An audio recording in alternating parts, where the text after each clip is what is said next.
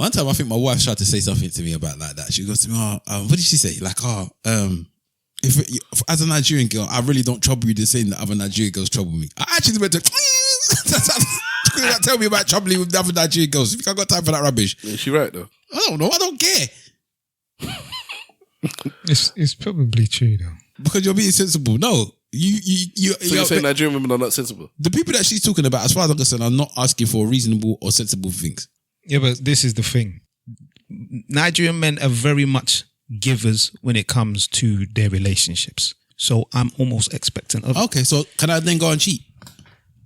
Why? Because that's also what's expected by the Nigerian man that's giving you all this money, that's giving you all of this stuff. They think that man is out there spreading his seed. So... Am I now? If she comes to tell me that most Nigerian women are doing this thing, yeah, right? If she says that to me, am I now then I have to go and turn around and say, well, most Nigerian men is cheating? Nah, of course. I don't. But that's the case. He's not wrong, you know. I'm not saying, but that's why they be quiet. That's how they keep you quiet. That's how they keep you quiet. Yes, I'm sleeping with Tola, but I'm also giving you bag. So shush, take that bag. Nah, I mean, it's true.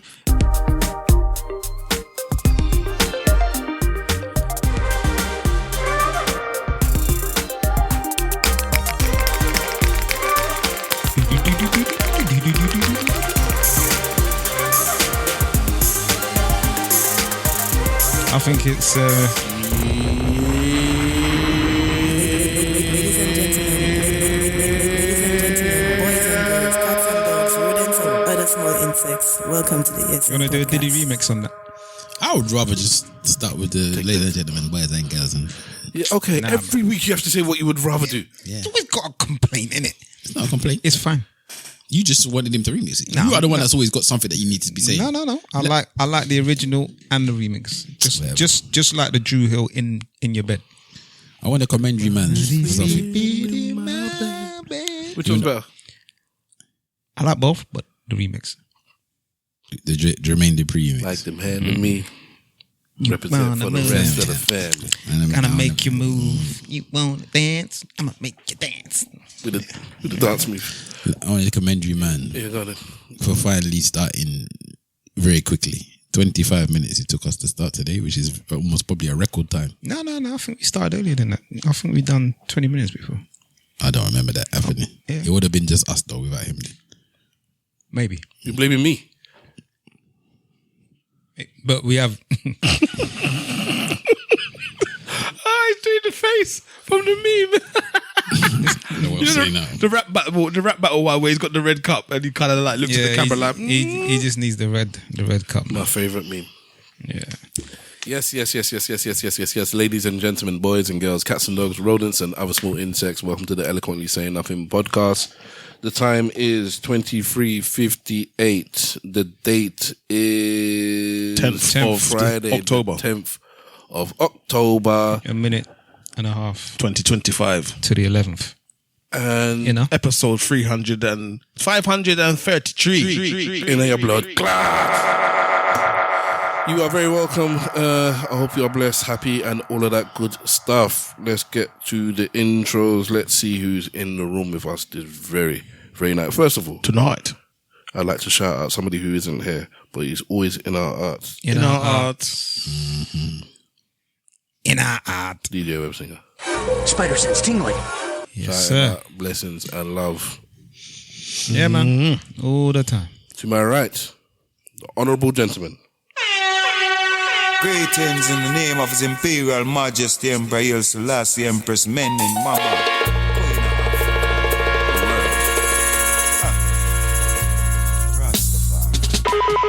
Gaza forever. Oh. I love that piece, you know. Gaza, we say forever. Alliance Is there a bit which is already? He goes, I don't even notice. Alliance different. If that was my thing, I might actually have to take that. And when I play that, my wife knows it's definitely going down this very day.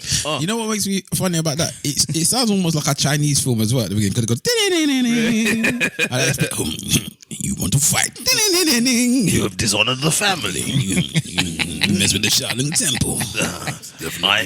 I'm doing the Wu-Dang Fist. I wonder if they do. You see those voice dubs, they were wicked, you know. Yeah. But you see voice dubs now, it's just a foolishness. You just read the subtitles. I plan to enter. Can you remove your band? My Shaolin boxing just. What voice dubs do you listen to nowadays?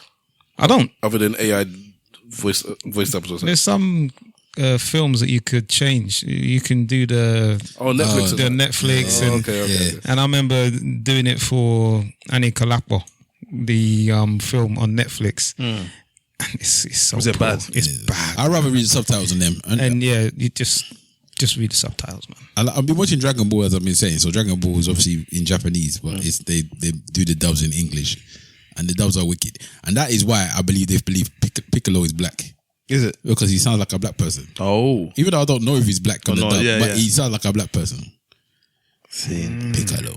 King Piccolo. Guys always say forever align to the foundation. Boom, bam, bam. You blessed? I'm blessed, man. It's all good, brother. To my left, we have, when people message me that listen to the pod, Yo. and they message, instead of messaging on Spotify or something, they'll message me, and they're talking about the wolf, they call him Senator. Wait for the wolf, she can come directly. You sending the wolf? You feel better, motherfucker? Shit, Negro. That's all you had to say. Man, that's diplomatic immunity. Yeah, boy. What's going on, people? Oi. It's Mr. Wolf in the building. Oi. I've got a Yoruba this thing as per usual. Bring it. Hold on a minute. Is this what I wanted? You've got the Ghanaian proverbs. No, it is. Ghanaian proverbs. Yeah, so let's run with the thing straight away. Of a kind. Here we go. Here are some Yoruba pet names you can call your lover. Okimi, basically my peacock, one of a kind. Ododomi, my flower. Oh, shit. Okay. Adumi, my sweetness. Debedebemi, the one who gets me there. Temi, aka baby, which means mine. Temi. Enibiokomi, the one after my heart. Ayonfemi, my chosen one. Alabarimi, my companion or partner. Okomi, my heart. Enikejimi, basically my better half. The obvious, Ifemi, my love. Idunumi, my happiness. Ayomi, my joy. Elemi, a Yoruba slang to mean my babe, my baby, my girl. Sisimi or Bobomi. Sisi for the lady, Bobomi for the guy. If after all of this you're still not satisfied as to which of these pet names to call your partner, there's a few more. Igbesi Ayemi, my life or my entirety. Ojo Olami, my future. Kidinremi, my kidney. Edoforo mi, my lungs. Yeah, without you I can't breathe. Otimi, my highness. Oniduro mi, my guarantor or my shorty. Which of these or other Yoruba pet names would you like to give your partner? Drop those in the comment section. Yeah, so That's why they call them Yoruba demons, because they speak tongues. one time. And we like to do these things outside the traditional time. Normally, maybe people will do this over Valentine's, but we do it now. So, yeah, you can catch him at LUMEE, Lumi _M on Instagrams. And you can catch me at, can't remember, aka Mr. Wolf, aka _Mr. Wolf on the Twix. What's going on? You know, we were talking about earlier about that tweet that I posted about the crisis of hoes or whatever. The original tweet, yeah, was a man. Basically, it was a man that also DM'd a woman on. Is it Hinged? Is it Hinged? I think. Okay, it's Hinged, yeah. Yeah. Hinged, yep. And he wrote.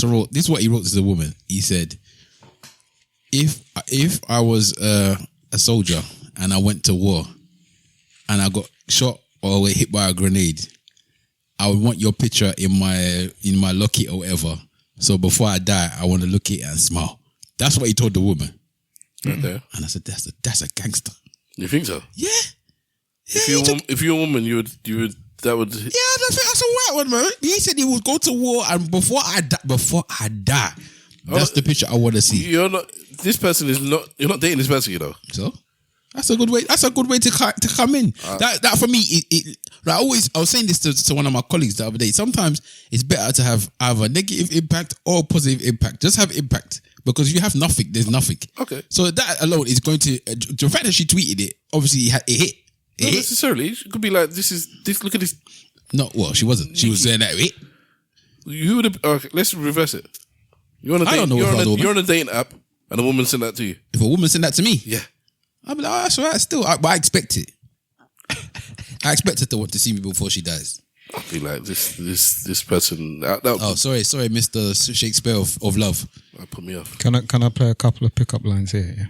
Yeah, just listen to this. You know what I wish I was right now? I don't know. I wish I was your phone, so you can be on me all day. Everyone says I have pride. So? But before I get that from you as well, I want you to keep the P and give me the ride. Are you traveling today? Why? Because you look packed down there. You missed that. I can't hear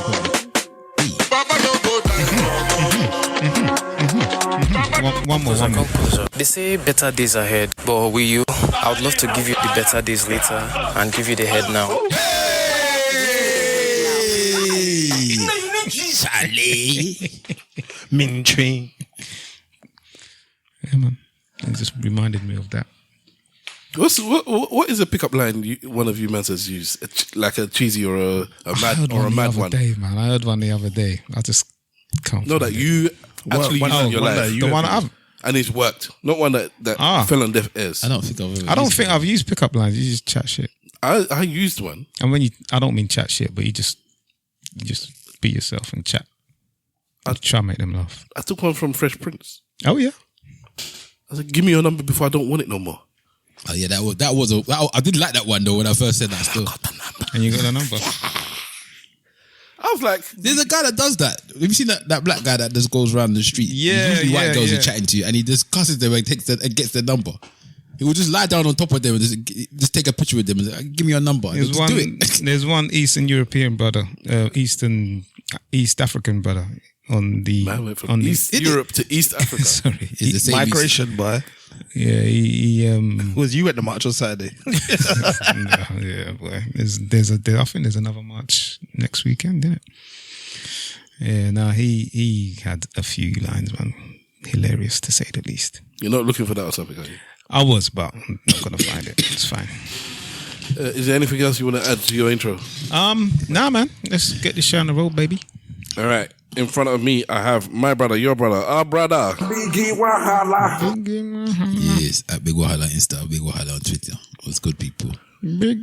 As for me, I've ridiculed everyone on the roster. Everyone on the I just want to podcast say roster. from the bottom of my heart, I just want to say, I'd like to take this chance to apologize to absolutely nobody. Get down. The double champ. He wants. You can't handle the truth. Yes. Catch me at Stavros Boss on all the socials. Thank you very much. You are very welcome. I feel like if I died and I was in my casket and somebody played one Fuji, I might just give a little. Because the minute that Mr. Wolf played a little Fuji, there's a little cut of Fuji in there. I want to know that song actually. I was like, hey, I need it. I'll find out later. Guys, question. Many. If we all have women here, Yeah. all right. In fact, I'll split it into two questions. I'll say the second one first, so think about the answer, but then the first one. The second question is, if you were to give your missus money to go and get her hair and nails done, Yeah. how much money would you give her? Hair and nails. Yes. And then the first question, before you get to that, is this something that you feel is your job as a man? No. Because my wife has a job, she earns decent money, and the thought never crosses my mind to give her money to do stuff like that. But somebody mentioned it a while back to me, and it's like, oh, I never thought it's stuff I see like on films and stuff like that. But I just never thought it's usually maybe it's a housewife or something like that. I'm a woman earns money. Why do I have to sponsor her to do her hair or encourage? But then I did it, and she took the money and she went and Oh wow, That's the thing. I said, okay, so is this actually a thing? No, Has it's she been sitting there a waiting? thing. It's a thing that people are saying now, innit? It's not something that you used to necessarily do before back in the day, but it's a thing now that people are saying, "Oh, men should be paying for women's nails and hair." Some people even say that if we're going out on a date, that you should pay for. Yeah, I've my heard nails that one. and I've hair. heard that one. And all this foolishness. I'm not talking about you're in a relationship. Yeah, but it's not a now thing. I blame It's been Jamaicans. It's been a thing. Yeah, I don't think it's a new thing. I've never really heard any woman that I've ever been around ask me for any hair or nails money. Never in life. It might not be a British thing, Blame the Jamaicans. but man. it's something I've seen on media. Yeah, I've seen foolishness. traditional media, TV and film. No, I'm not talking about social media. I'm talking about in films and stuff. So it's something that's happened. Maybe and Go get your nails done. Yeah, it might not have even been a black thing. It's just like it's just a thing. Here you go, I don't there you go, really- honey. Make yourself look nice. Oh yeah. So go do something. So it'll be a little treatment. That's like gangster thing, though. That's usually like good fellas. So what's the question, sir? So is this something that you feel is your job as a man to do, or not your job, but is it something that you like? Because like I said, for me, it didn't really cross my mind until somebody actually articulated. Or don't you do something nice for a woman? Just give us something. I think it's definitely it's maybe you're saying blame the Jamaicans. I'm not sure. Maybe you can elaborate on that in a bit, but definitely a Nigerian thing, and it's not hair and nails. It's more an allowance, so to speak. Go take that and enjoy yourself. So whenever I have money, I'm gonna now give you money, and you can do with that as you please. So it's a regular thing, because allowance for me is like a regular thing. Okay, you know, but even I mean, you hear it on the socials. Somebody that has a job honest. makes Even someone who's making their own money. Okay, like I've got my boy here. I was thinking about someone else, but Big Wahala says the same thing. Like my money is their money. Yeah, like he says, your money is your money, my money is your money. Yeah, you get what I mean. So when you think about that, it's more or less the same. I thing. used to think like that until I couldn't. Until you can't. Many bills. Until my bank told me, no. Yeah, I'm saying you even know the person that I'm talking about. Okay, Ghanaian brother. So I don't necessarily disagree with the notion. You just have to earn enough money for that to be applicable. Yeah, I mean, in my case, I don't earn enough money for that to be applicable. Yeah, so I think is it your job? Job is a strong word. Is it your duty, so to speak? Or is it something that you're... I think it depends on the relationship dynamics. For me, like if I'm in that position to be able to just and I know that she would happily take it as well. Maybe because I'm not in the position. Maybe that's why the thought didn't cross my mind. And in terms of cost for her, because I know how much it costs her to do her. We'll get to the money later, and let me see what Super Simon is saying, whether he feels this is a thing, and then we'll get to how much we actually feel is splashing out. So I don't get my own say. I thought you said first, but all right, okay. Let Super Simon, you go last, but let Super Simon. It's I've always known it as a thing, like in my Jamaican heritage side, that has been an expectation from women, especially if you're not in a relationship. Especially if you're not in a relationship. Especially if you're not in a relationship. It's in both scenarios, but I would say it's louder if you're not in a relationship. So if you and the person are having sex, but you're not in a relationship where you're not trying to be outside together and what have you, it is just a sexual arrangement. Yeah. The women in the sexual arrangement are like, I need to get my hair done. I need to get my nails. You want me to look good for you, don't you? So you should pay for it. So that is culturally, that's an expectation that I'm completely used to. And you're leaning towards the Jamaican side. That's where it's coming from. No, well, that's where I've seen it most loudly. Okay. Right. And I'm only saying it because it's particularly about appearance. So it's particularly about hair, makeup, and appearance. Clothes and all them kind of things. So even if you go back, as you might not even remember, but go back as far as Dancehall Queen, the film. I've never seen it.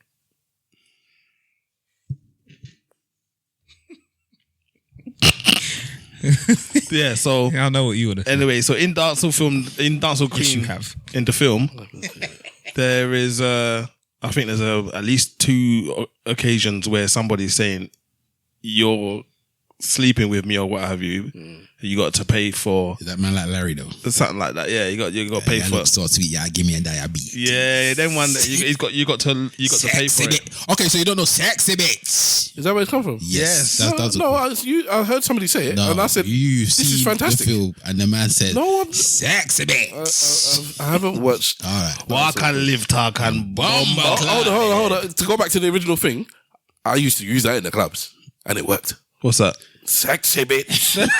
just a random woman.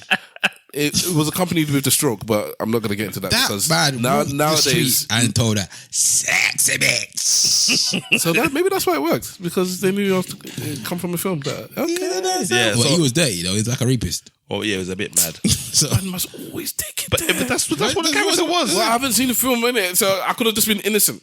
Anyway, it wasn't even a pure innocence. It wasn't purely virgin, because I was still saying crud, but man took it to the real crud. Sorry, God. Yeah, so I'm used to that as an idea. All right, okay. So it's not a narrative that I'm hearing now or thinking is new. So, all right. Well, hello. Do you agree with the notion? That people should do it, or that it's done? No, we've established that it's done. I'm saying, do you personally agree with it? Not really. That's what I was more asking as opposed to. Oh, I don't agree with it. That's what I was asking. Yeah, I don't necessarily agree with it. I don't see how the correlation correlates, to be honest with you. It all depends, isn't it? If you got a stay-at-home wife and she doesn't earn money, then give her money. Yeah, to do her hair and her thing. That's where allowance comes into my head. Because you don't have your own money. If she makes her own money, again, that's for me. That's a personal thing. Do your own personal things. I'll deal with the house things, and I'll deal with a lot of your stuff. But your personal hygiene and your personal thing, I'm not about that. That's yours. Yeah. Are we now expected to buy a tampon as well? Yeah, this is what I'm saying to you. Like, don't get me wrong. If a situation tax free, if a situation comes up and you need me to do it on an occasion, by all means. But it's not something I'm going to do as a maintenance. Yeah, not just giving you money to go and do your hair and makeup. To me, it's a bit odd. Oh, definitely not your makeup, because I don't even want you to have makeup. So your hair and nails maybe, but makeup, don't even look upon me. All right, okay. Because also the other side of that is, like, if you're giving the money for it, are you allowed to dictate what gets done? That's another. Imagine you give her money and she come back with weave. Yeah. Oh, that would make my day. Steph gave her money and she came back with the "You're my queen to be." Why would that make your day though? Because I know it would hurt. Because he's bad man. It would burn him. Wow. It'd be worth it. Schadenfreude. I mean, we wouldn't. I haven't done that for my missus, but I would. But she would still at times will say, how would you like me to do my hair? Like, I'm going to do however this. You like. Because she's catering for you because she knows he's the type of person that you are. Nah, but that's a question I'd like to ask women though. She would like, I believe that she's doing it because she knows what I like, Well, she knows what you like. She won't ask you. So she's asking you because she wants no. She wants to know what you want me to do, innit? No, she will ask. Like, if you like various things, then you're going to ask which one of those various things do you want me to do? I don't know your woman enough, but I know you. And I think she does it because she knows that you would like it. Yeah. So you would like to be asked. No. Not because I like to be asked. No. I don't care. Like, she is deciding that she wants to. Not because that's her hair. Like, she can do what she wants with it, so far as it's not. I'm not what saying I that, dislike. but I'm saying that. So it's not this. You can do what you want as long as it's something I like. No, but I'm saying that she would like that. I've said from the outset that I don't like. But you like to be catered to, and that is being catered to. No, not in that sense. Like, when it comes to your hair and your nails and things like that, I'll tell you what I like, but if you do something else, do something else. No, I'm not saying that you have a problem with it. I'm saying that she knows that you would like that. I would like what? To be asked. You don't think so? No, I'm telling you that I have no qualms whether I'm asked or not. I never said you've ever qualm. Okay, you know what? Don't worry. No. What's he saying? I agree with my brother. So explain what he's saying. One of your love languages, as we've established in past episodes, is acts of service. Mm-hmm. Yeah, so a woman cooking for you, a woman maybe rubbing you down, and a woman asking, how would you like me to prepare myself, whether it's my hair, my clothes, or whatever it is. These are acts of service for my man. You appreciate that. It's not that if you go out and do your own hair I don't like you to do your own hair without asking me first. We're not talking about smashing caveman business, but if a woman calls you up and be like, "I've sent you 3 pictures. I'm about to go to the hairdresser. Which one of these would you like me to do?" Mm-hmm. And then you put down the phone. I'm sure there's a little thing inside of you that, I liked that. Mm-hmm. I like the fact she asked. Whereas there are other men out there, and this is not, again, please, because I don't want you to take it like it's a slant on you. There are other men out there that would be like, why did they ask me in the first place? Like, I don't even want them to ask me. Whereas I think you would be like, yeah, I like the fact she asked me. Not that she had to. But I appreciate that she did. In the past few months, she's done it herself. But this time, for whatever reason, she asked, maybe we're going to go to somewhere, a function together. How would you like me to do my hair? Seeing as that we're going to go out and I'm going to be standing beside you.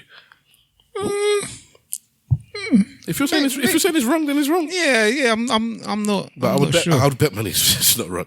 I bet you. I almost bet you. No, but you're telling me about me. It doesn't matter what you say. I would bet money it's not wrong. I would bet as well because I don't want to lose money. Yeah, I'll bet. And I don't believe you I bet you. As soon as she asked you the question, you went wherever she sent it to you via phone. Yeah. This is the equivalent of mansplaining. Hold on. Let me say. I bet that when she told you, either she sent it to you via phone. I don't know how she told you. I bet you went, yeah. That's like, I bet you that's what you did. That's the kind of response. It's a good impression. Yeah. But no. Okay, my bad. So you're saying nah, it doesn't. That doesn't mean anything to you then. With some things, but not with that specifically. Okay, I'm very shocked. So what thing then? Maybe I'm cooking. What would you like me to cook for you? Okay. Well, definitely, we know that already from the beginning. Yeah. Yeah. So I thought it'd be more like you're happy. I thought you'd be more happy with the surprise with the cooking. As long as something I like.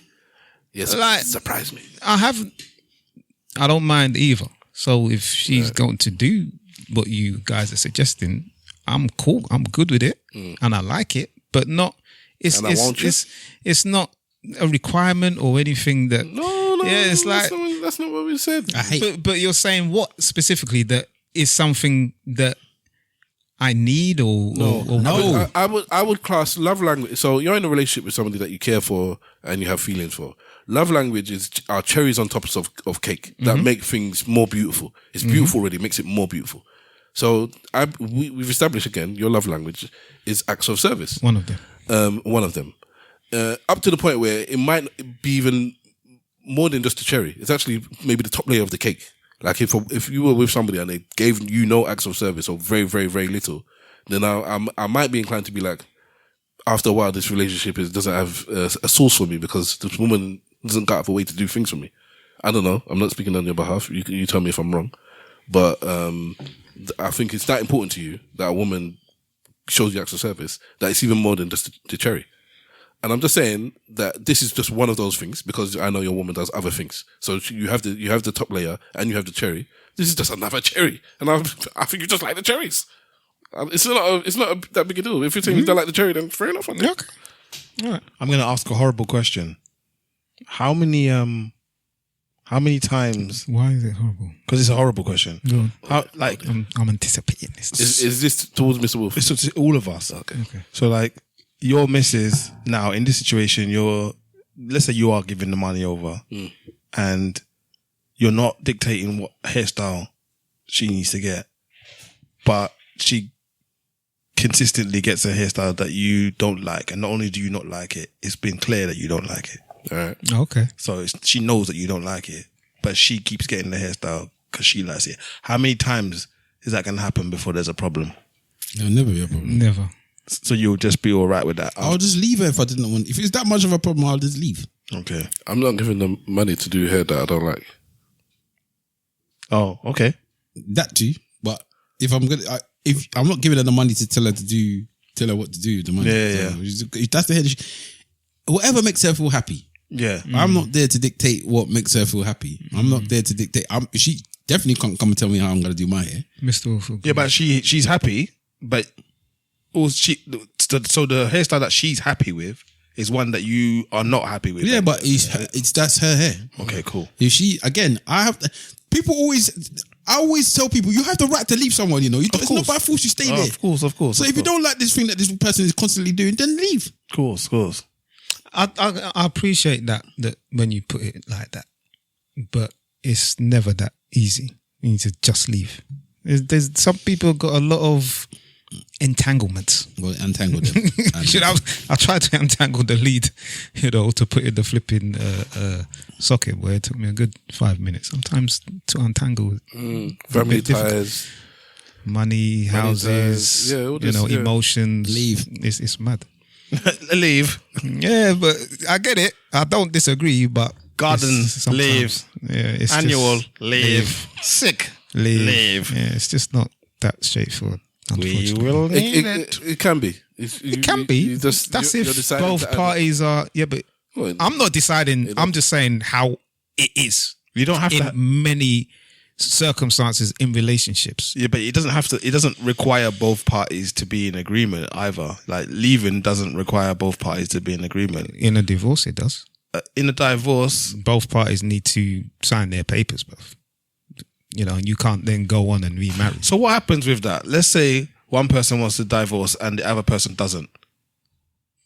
There's no divorce. There's no divorce, bro. It's like love at first sight, where when they get to that bit where they show the placard, do you want to stay or leave? If both people don't say leave, you stay.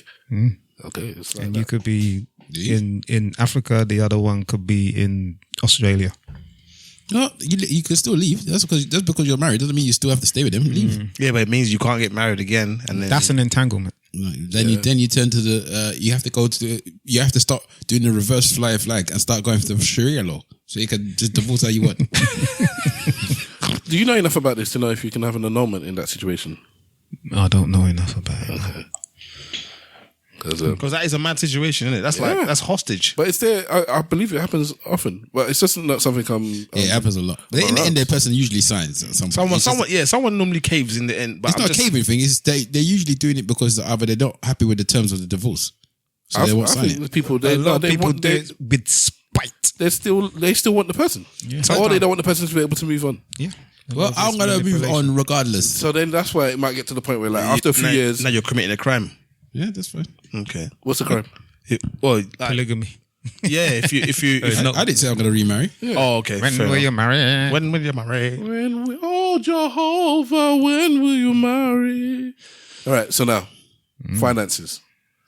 I think it depends. It's all different. A sufficient amount. Hair and nails, I'm leaving out makeup because none of us are big fans of makeup. So let's say hair and my nails. missus has got a good young lady who's earning a lot of money. Some of these people out here making dough, Young Ghanaian girl, man, doing hair, making money, bruv. How much? So her hair costs about 60 quid. Nails, 25. I thought it was going to come with some big money. No, but I'm saying, but she charges other people big money, but for my missus, she was one of her first clients. Can't pay up names, Madam. Yeah. That's South London business there straight, because where I live, them kind of prices are now around. I think her normal price is almost double that. So double what you got for regular, for what she does for her is about 120 odd quid. So then you reckon giving £80 is covering costs? 100 quid, cover that. All right. Okay. Take the Uber there and back. You get me. Okay, cool. So £100. All right. Big. Big one. Hair and nails. Are we doing shellac? Are we doing fresh nails? Are we doing? I don't know, bro. Whatever the woman wants. Things or whatever. What are we saying? What's the last one you said? Like when they just redo some of them, they'll just redo the actual tips or whatever. They won't do the whole thing. Okay. Is it the French tips? Is it designs? Are you happy going on different nail styles? Go for the highest price. Have you proved your point? Do you know what I'm saying? I never see blood. I know blood clotting in our pussy. I did find out one that I like though. What, the nails? melting, yeah. Which ones? The French tips. Yeah, most men like the French tips because it's just it looks clean. Simple. Yeah, especially on toes, because if you've got French tips, it means you've usually got nice feet. Yeah, no flow gel business, bruv. SWVNT. Mad clause. Anyway, another Bad Boy remix. That might be my favorite remix of all time. Which one? It's up there. SWV and Wu-Tang Clan. Wu-Tang.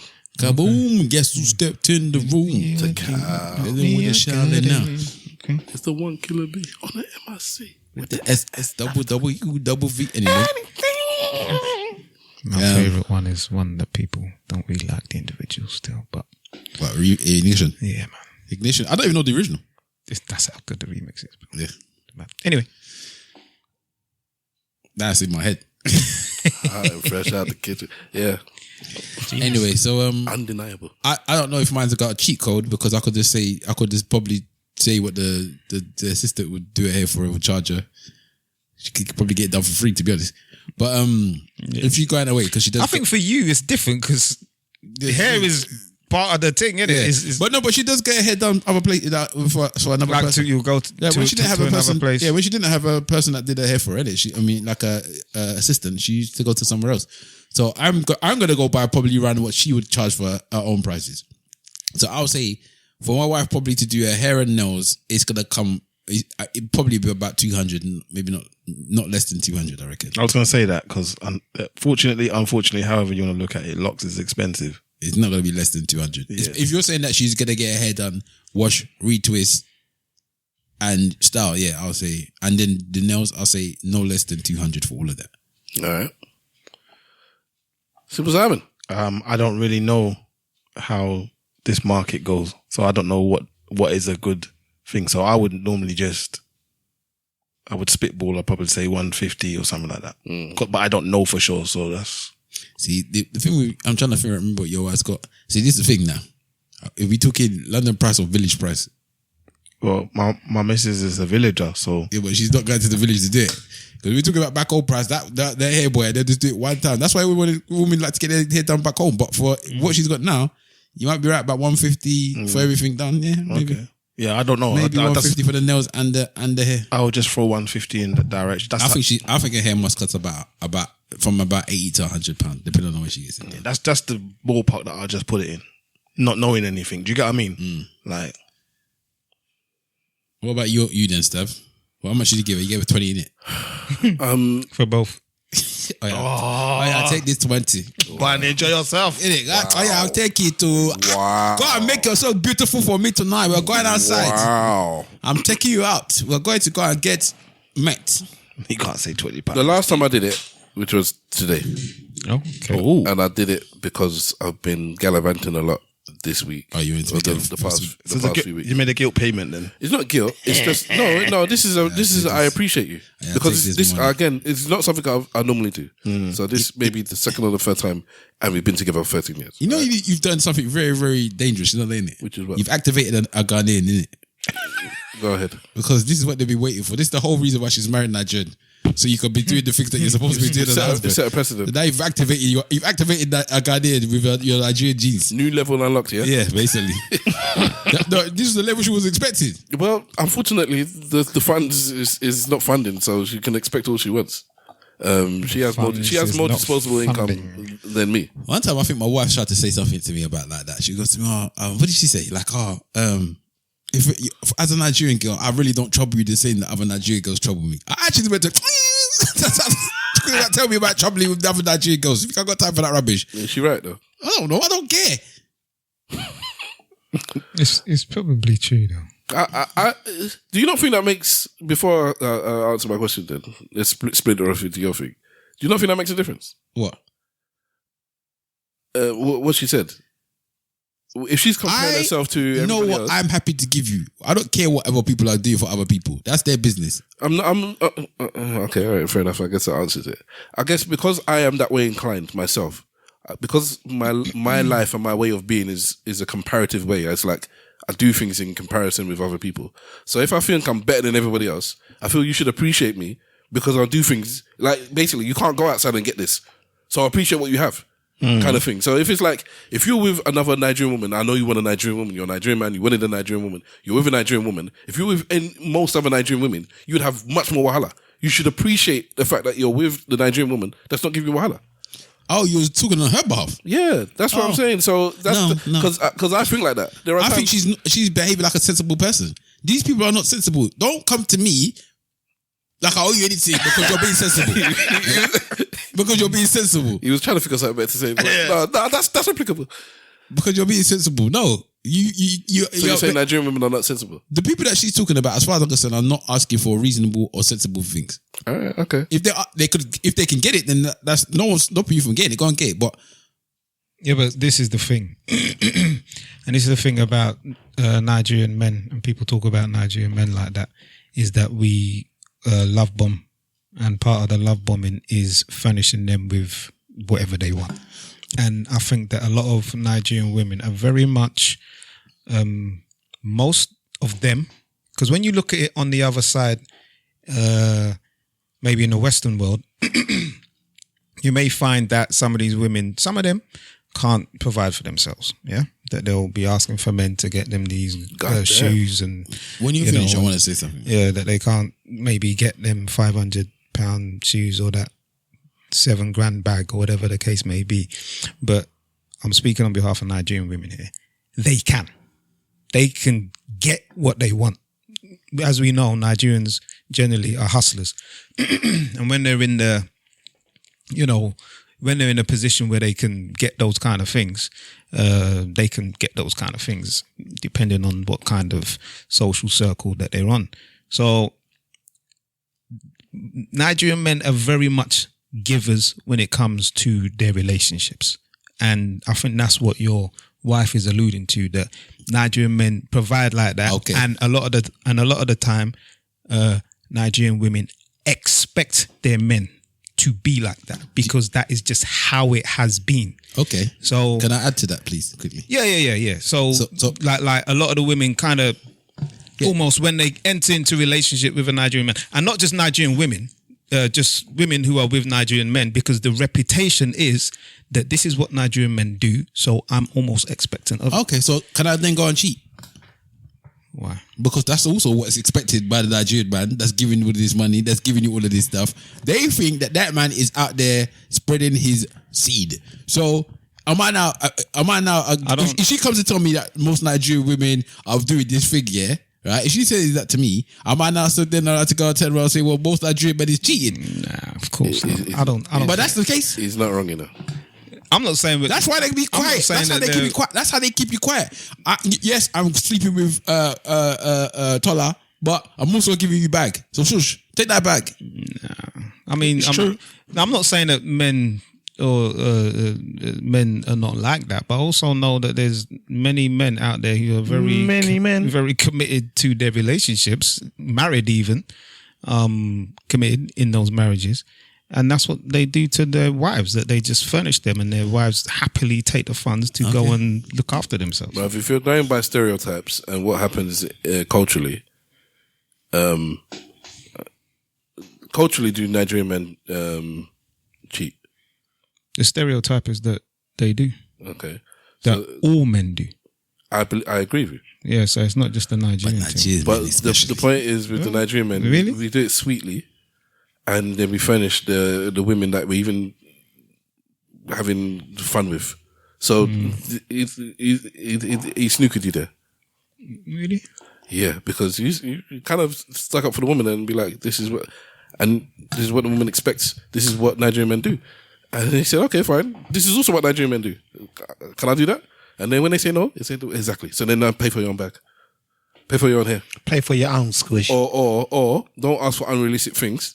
And be happy with the fact that I'm not being a dog. Let's just be nice Nigerians. She was saying it in jest. Let's just be nice Nigerians. Come again? She was saying it in jest, but I was just like, don't tell me about other Nigerian women, bro, when they do their nonsense. Because I am not the typical Nigerian man. So if you want a typical Nigerian man that's dealing with the typical Nigerian women, then you have the people that will be there having to be worrying every time I come out the house, smelling like cologne. But do you think her telling you that was a sign that she feels like you don't appreciate that nature of her? I just told you she was saying it in jest. Oh, okay. Fair enough.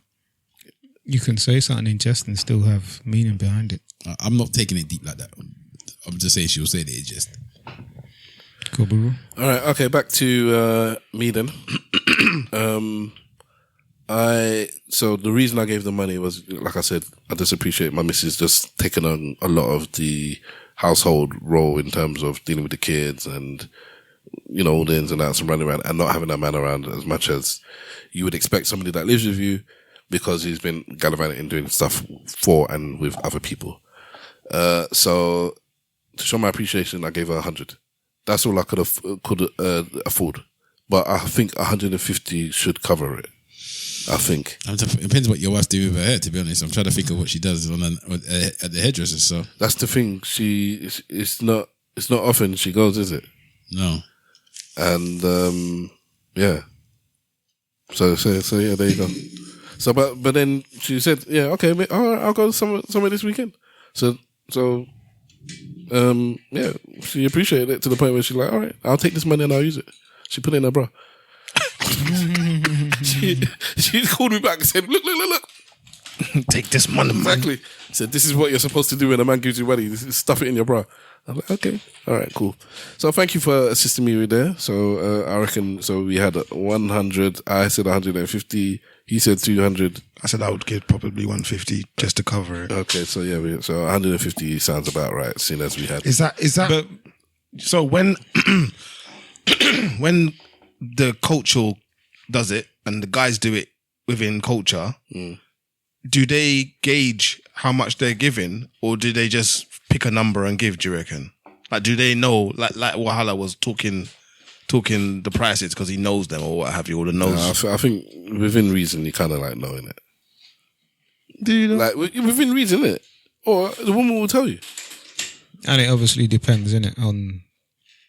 Like I said, if I lived somewhere else factors where there were more black hairdressers, so the price could be cheaper because they were in a bit more competition, then I think £100 could cover it, especially with the nails. When we go south visit some of our people, and then she goes to the nail shop, she's like, "Oh, the nails here is so much cheaper." Yeah, but how much is so much cheaper? It might be £30, and your ones might be 60. That's double. That's half price. Yeah, but that £30 is still only taken away from the 100. They still need you £70 to do your hair. I don't think nails is £30. Last time I was in Elephant and Castle, I swear she got everything she wanted for 20 or 18 or something like that. But from what I remember, your wife doesn't use her own nails, innit? She doesn't use extra. She don't put shellac and all that stuff on there, does she? She started to do. I don't know what she does. To be fair with you, I think right now she's just painting her nails. Yeah, which is different. If you start having to do, because again, if they tell you to have to take it off, all that rubbish, it costs more money. Then our sales correspondent. No, I'm just saying, if you have to take it off, it costs more money. Then if they then have to reapply it, then they do the design, and then it just starts going up and up and up and up and up. But I'll say about 40 to 45 pounds to do nails. It could be maybe less. I don't know. Like I'm saying, it depends, innit? For women to do their hair, some women are paying, 200. 300 for, if you're doing weave now or wigs, the lace weave or whatever, or the lace wigs, some of them, people are charging £500, £600, £700, £800. So it all depends what type of woman you have, what type of hairstyle they're doing. Are they getting a wig? Are they getting someone to fit it? Is it a personalised one? So is somebody coming to their house to do it? So we're saying the 150s, the 100s and 200s or whatever, but a next man with his girl, that could be all £700, £800, £900. Okay. So, I'm not involved in that, but, thankfully my missus doesn't do them big things. So I've gone and looked. So the average price for shellac manicure in the UK is around £25 to £40. So it's not that bad. For me, that is... So 25 to 35 for basic shellac, and then another file and polish could be another 20 to 25 pounds. Or file and shellac polish only 20 to 25, basic shellac 20 to 35, and then it says removal could be an extra £3. It's a big money. That's £2.50 to £4 per nail. I suppose when you put it like that, it doesn't sound that bad. I don't think it's that bad. £30, it's still somebody and you have to remember, these are killing themselves. I came up in an era where I saw my mum paint her own nails. So maybe that's it. I used to go to the shop and have to buy the silver nail polish remover. She had the cotton wool. She removed her own nails, and then she painted her own nails. That's the thing I came up. We even got one of those nail dryer things.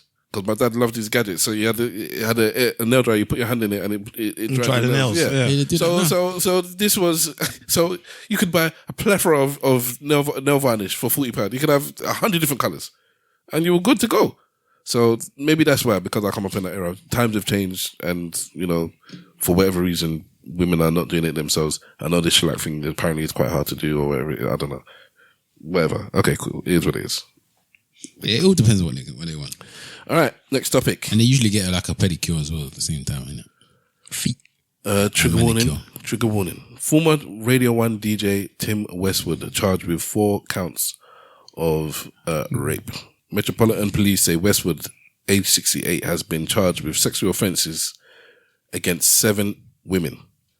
The former BB's, how do you do it against 7 women, but only 4 counts? Okay, maybe sexual offences, so it would have been other things. The former BBC Radio 1 DJ has been charged with sexual offences against 7 women, including 4 counts of rape. The Metropolitan Police said the 66-year-old has been charged with offences dating from 1983 to 2016. Imagine that. Officers said their investigation remained open and urged anyone with further information to come forward. Okay, he's been charged with 15 offences relating to 7 different women, etc., etc., etc. I wonder if he's back here or is he still in Nigeria? Is that where he was living? He's been in Nigeria. He's just been in Nigeria, bro. Okay. Yeah, I didn't even know that until the other day. So that's scary. That tweet that we put up years ago with Ty, somebody now reposted that already. Yeah, this week somebody reposted it. What's that? When Ty was God bless the dead was on our podcast, and he said that Westwood is our Jimmy Savile, and he was talking about the hip hop community, the British hip hop community. He said so. Obviously, he was, and I think I pointed out, I thought he was talking about in terms of just doing stuff that was, I don't know, a bit seedy and undercover. But then I asked him on the pod, what do you actually mean in terms of, and he said, take it, which it means, he said every way it can be taken, take it that way. So there you go. So obviously, that's the case. We've discussed it when they had the documentary that came up. I would assume that the police were doing one of those very long-winded reports where they were reaching out, asking people, gathering data, and it's been years now, but they've got to the point where they've now charged him. So, views, guys, views. That's hot. Whilst everybody's on their phone. That's crazy. No, the reason why I'm actually searching, can you remember what episode Ty was on? I can tell you. I think it was 71. I'll tell you. So don't worry. Yeah. I'll tell you. Yeah. No. I'm just saying that it, in terms of, I've had a couple people message me, particularly one of my friends on the what podcast is that now? Can't remember the name of the podcast. Shame, but I'll tell you in a second. But he said. And he was bigging us up, talking about how proud he was of Ty being on our podcast and proud he was of that news coming through us, and how good that actual podcast was.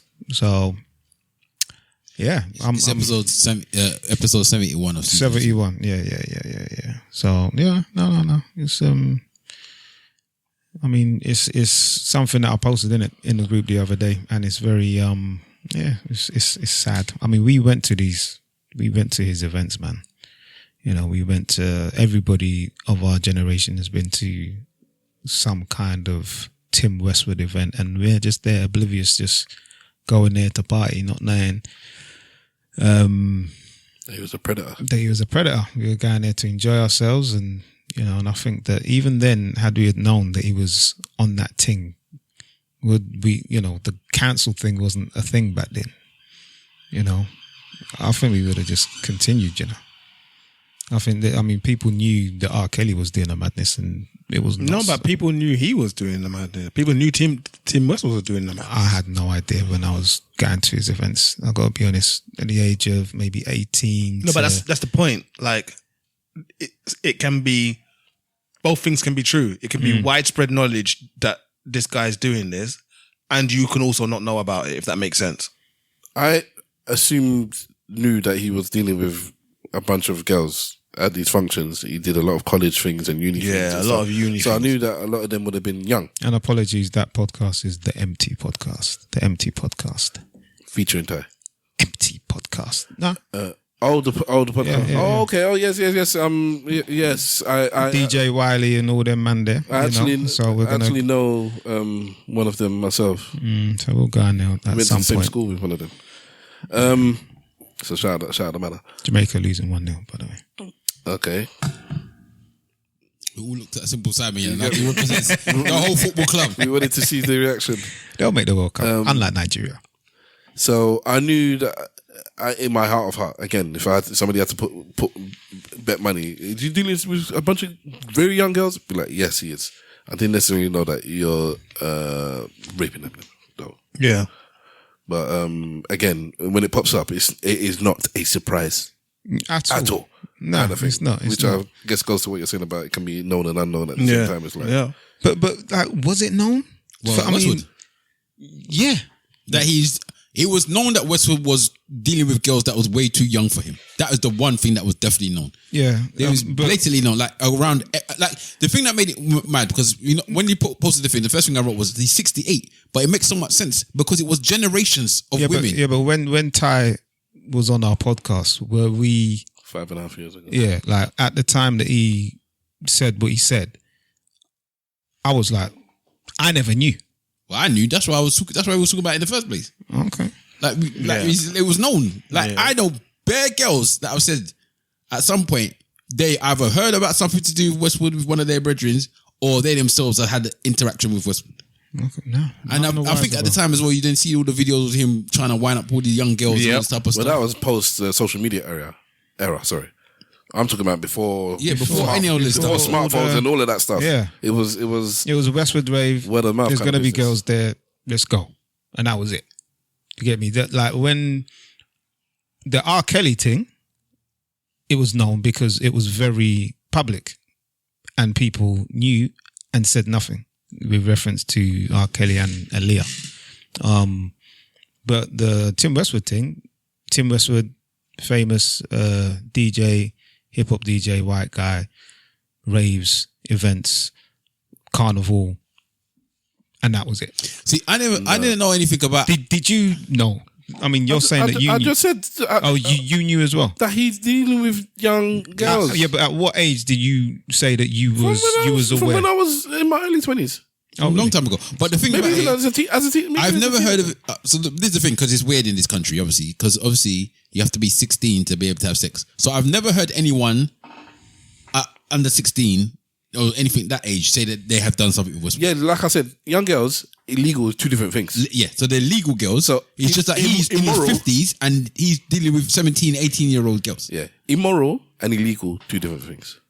Okay, yeah, I'm talking about more the illegal thing because that's what Ty was talking about. Yeah, that's when I said. That's why I said even on the pod at the time, I just thought it was like this, and the race does play a part in it as well. That this old white man, lecherous, is coming into our community, plucking young women because he's got power and status. Yeah, that's how I took it.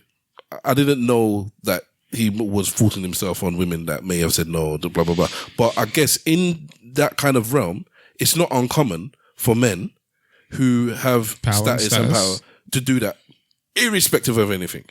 Yeah. So then this is why it comes to, it's not a surprise.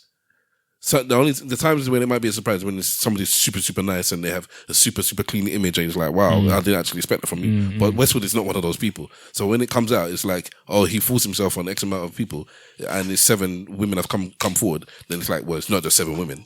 It's something I could see many him more doing, women. dog, you know? But but the BBC already had the inquiry that they talked about, and that just got dismissed almost. Like nothing really happened after that. No, you say that, Well, but maybe this is why sometimes the it's police behind don't just be like, oh, you did this, and then just arrest you. They still have to do their investigation. So women came out, they would have spoken to the women, and then especially if these things they're saying from 1980 something to 2016.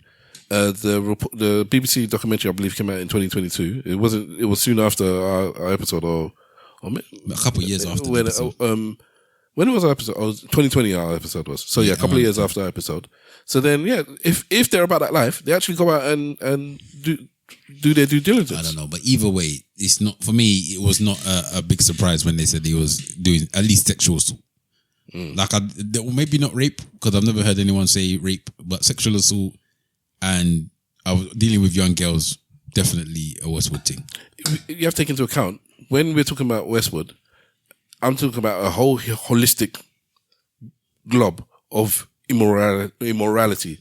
So gatekeeping, keeping people out of music, stealing people, all of that stuff. It wasn't man took it back to the colonizing state, stealing whole people, stealing music and stuff like that. Like he was, I just assumed he wasn't a good person. Yeah, I remember my first time hearing that he wasn't good in terms of the gatekeeping and not giving British rappers a chance, because he was very much about the US rappers and things like that. Not in the beginning. Okay. When he was on whatever station he was on. The time that I'm talking, where that time had passed now. It was very much about him pushing American artists and not really giving the opportunity to British artists. I remember the group, The One, remember? If our boys were in there. Were they called The One? Or One. The One Crew. One. The One. You know, but you know I'm talking about it. You can't change somebody's name. It's not that big. Just finish. Yeah, I'm saying The One, The One, or The One Crew. I was just thinking about them just the other day. Yeah, you had the Pirelli and Sean, Sway, and a few others, and I remember them going ballistic with Tim Westwood and the gatekeeping aspect, because they were very good as a group and as individuals, you know. And that was like the first time that I heard a lot of... And that's 25 years ago. A lot of besmirchment on his name, you know. Yeah, Westwood was one of those people that... He was weird because he embraced all the grime guys. The grime guys he kind of embraced at some point, but then again, what controlling interest did he have with them? I don't know. But yeah, the British hip hop guys, they did not have that same embrace after a while. And he was not liked by a lot of British guys. But in America, they loved him. Yeah, they loved him. He was part of the Big Dog Pitbulls, isn't it? From what's his name? Funk Flex, who's another gatekeeper. Hence the bob. Yeah. But there's a lot of chat about some of the things that he got involved in as well. A lot of illegal activity. Yeah. This is the point. Yeah, not so much with women. I'm just talking about general. That's what I'm saying.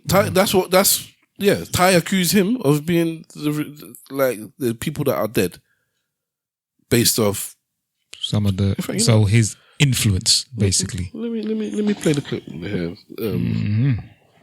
Yeah. Blog post. I don't know if you saw it. Okay. We'll talk about today because there was something that we actually spoke about online recently, where one girl, big up Adiola, actually wrote a whole blog post. I don't know if you saw it. Wrote a whole blog. All of this kind of developed to the point that I don't rap on radio. I don't do freestyles. I don't do anything because I had to start a situation to make people kind of realize, wow. So if Westwood asked you to freestyle for him, you wouldn't go. Let me tell you something now. Westwood.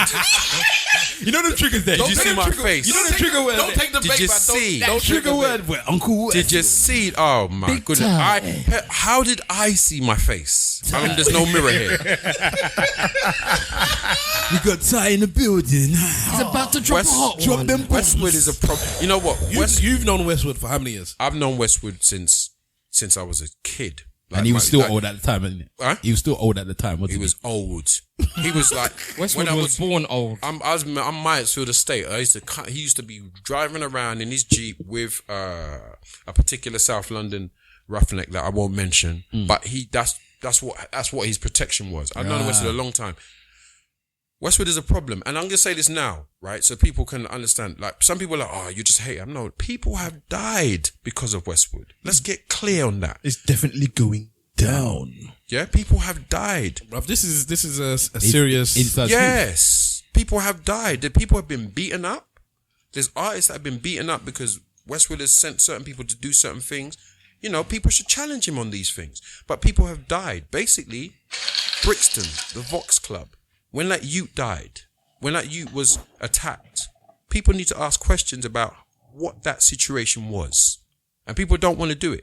Westwood is our Jimmy Savile, but nobody's revealed it yet. Jesus. But no, hold on. When somebody says something like that, you shush, because that is the snippet that is getting I need silence after that so I can cut out. Go on, Wala, go on. Wala. No, because Want me to say it again? No, because I'm it's only not- joking, bro. I don't know. there is numerous young girls. There are numerous. Or especially that are now older, but were young girls. At Black times, black girls that have told me that Granddaddy Westwood Hold on. was trying to take. When you said he's Jimmy Savile, I thought you meant like in another kind of way. Do you mean take it in many ways? In every way. Jimmy Savile was doing many things. We can talk about it today. Rest in peace, Ty. Yeah, rest in peace, Ty. Rest in peace, Webbs, man. That's two less Both rest of in them. peace on the same episode there. The person that he was talking about, the roughneck person as well, there's been accusations on him that has been about with women as well. Yeah, I think we spoke about that a couple of years ago because something about them popped up a few years ago. I can't remember. What It was everywhere. It was about some woman that was accusing him, and then many women came out of accusing him of rape and paedophilia. So these birds of a feather business flock together. But yeah. So anyway, when it was posted in our WhatsApp group, I said, finally, let's hope some justice is done. Obviously, it's late. I don't know what happens, but this man has been living a good life for a long time. 68, almost 70. It's the long time that he's been getting away with this type of bullshit, man. So anyway, we'll see anyway. But November the 10th, apparently he's going to be going to court. So we'll get a bit more information about that. All right. I mean, what do you think are the chances of him? Have you read up on the accusations and what the No, I read it, but it's only the stuff that Stav just said on there. There's not much detail about anything. I've seen other women coming out saying, "I'm glad this is happening. I've told them blah blah blah myself" and stuff like that online. Because there's been charged and there's been found guilty. Yeah, so that's the thing. He has to be found guilty. So, but if they've taken the time, hopefully, like Stav said, they've taken their time to do the investigation properly, then they've got the information and they'll be able to find him guilty. But if you're talking about something that happened 41 years ago, it's very hard for you to then prove that. Is that one of the cases? Well, it's in 82. 83, sorry. So from 83 83 to 2016. Okay. So 7 different women. So that's a long time. So I hope they've managed to find some evidence to deal with that, because that person has obviously been living with that thing for those how 7 many years? people. So he's been in Nigeria. He hasn't obviously gone to a country. I have no idea, bro. Yeah, he's been in Nigeria. I'm surprised that he hasn't gone to a country where he can't be extradited. If he's Because overseas. he's been chilling. DJ in Nigeria, man, making money. Yeah, I know. But surely he would have known that something like this was pending. I think he went to Nigeria at the time when the investigation from the BBC came out. Yeah. I think that's when he did his escape to Nigeria type thing. Interesting, he went to Nigeria. Not really. He's making money. He hasn't gone there for anything. I'm sure he knows a lot of Nigerians. I'm sure a lot of Nigerians are friends with Westwood or in some capacity. And let's be honest and let's be real. When you look online and you see the way that reception of some Nigerian men when it comes to things like rape and whatever, they're not necessarily the one to be on the woman's side. So they might be saying, "Oh, these women are just chatting rubbish. Why you got money? Why again the same thing with the money? Why would somebody with money have to rape?" Yeah. Shit. Okay, so we'll put that one to bed. Bonfire and Tim Westwood. Yeah. They got Diddy and they got Westwood the same year. Oh. Praise be. We still haven't discussed this thing. What thing's that? Mr. Wolf sent in early September. What was that? It's a situation where a man gives a gift to his daughter and not his stepdaughter. Yeah. And then the mother of... Are you going to play something? No. And then the mother of the 2 children tells him that he cannot give the gift to his daughter, his biological daughter. So the situation is, man's come to a function, he's met his daughter there, and he's given her a gift. The daughter is younger than his stepdaughter, I believe. He helped raise this stepdaughter for a decent amount of years. The woman left him. Yeah, I believe that's the case. She left him, did not want to be with him anymore. He has come to this function and given his daughter a gift. the stepdaughter is very upset that she has not received anything. Is it her birthday? I don't know what the function is. So now the mother of the 2 children has said, because you haven't given your stepdaughter a gift, you cannot give your daughter a gift. He's not allowing the man to give his daughter the gift. And Mr. Wolf sent a voice note at the time. Yeah, play that because it will give me more. I remember the clip, but yeah, the voice note will So in this give me case, it looks like there's a couple who split up. Before they got together, the lady has had a child in a previous relationship. They've got together and they've now got a second child, or she's got a second child, one with this new guy. What is transpired is that they've now split up, and the guy has come to meet up, I believe, with his ex, with his child, and he's bought a gift for his child. I'm not sure what kind of an event it is, but he's bought a gift for his child, but not a gift for his stepdaughter. I do not believe, that's just me, I do not believe that you maintain stepfather status after you split up with your partner who's had a child in a previous relationship.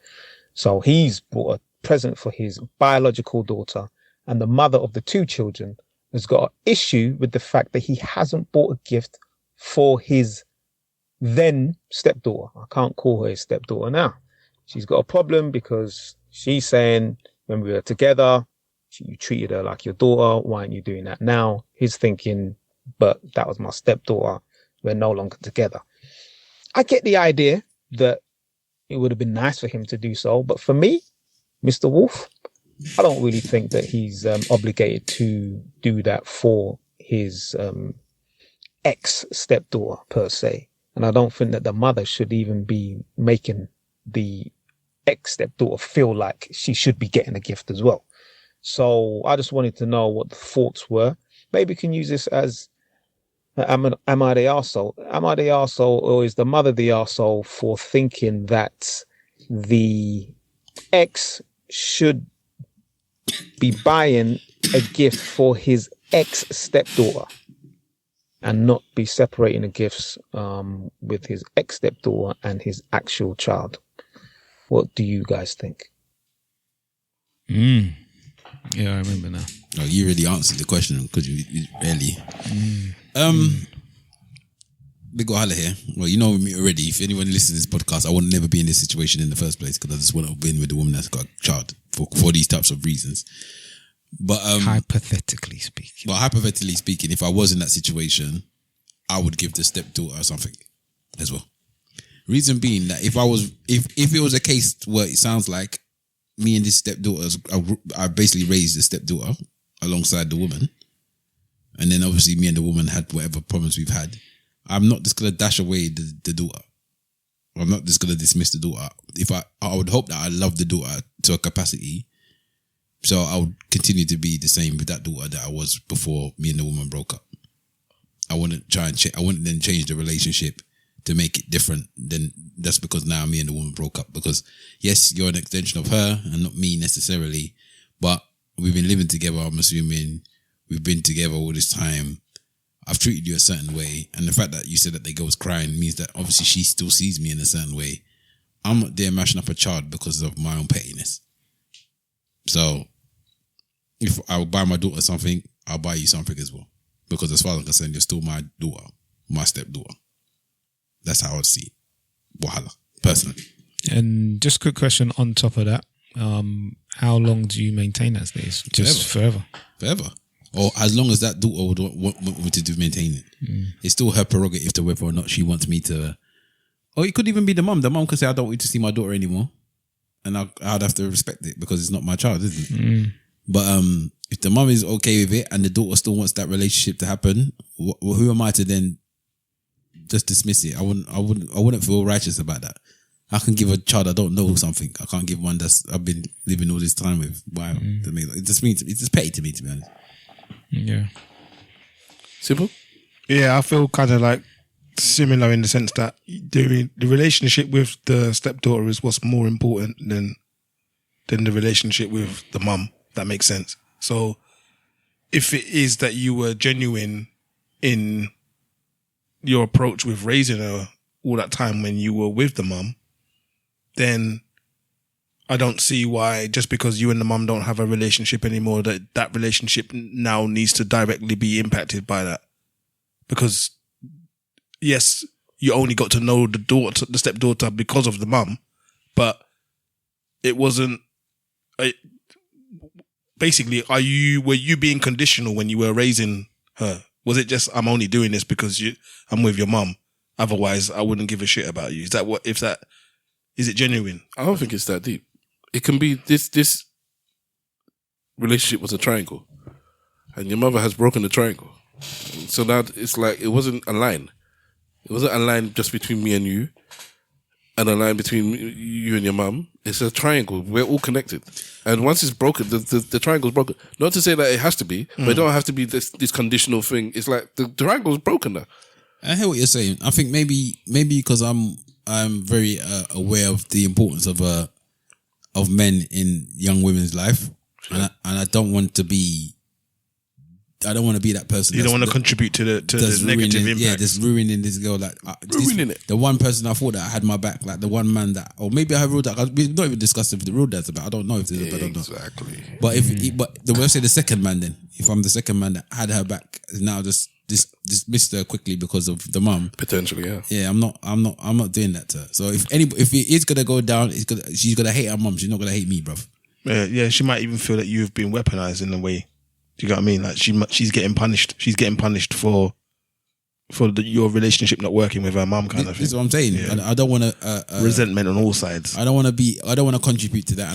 And if I like the child, as I said, if I've seen the child's been bad man to me and been wicked and evil, then I might feel differently. But I still might. But then that would have just been the situation regardless, isn't it? So we wouldn't have had a good situation anyway.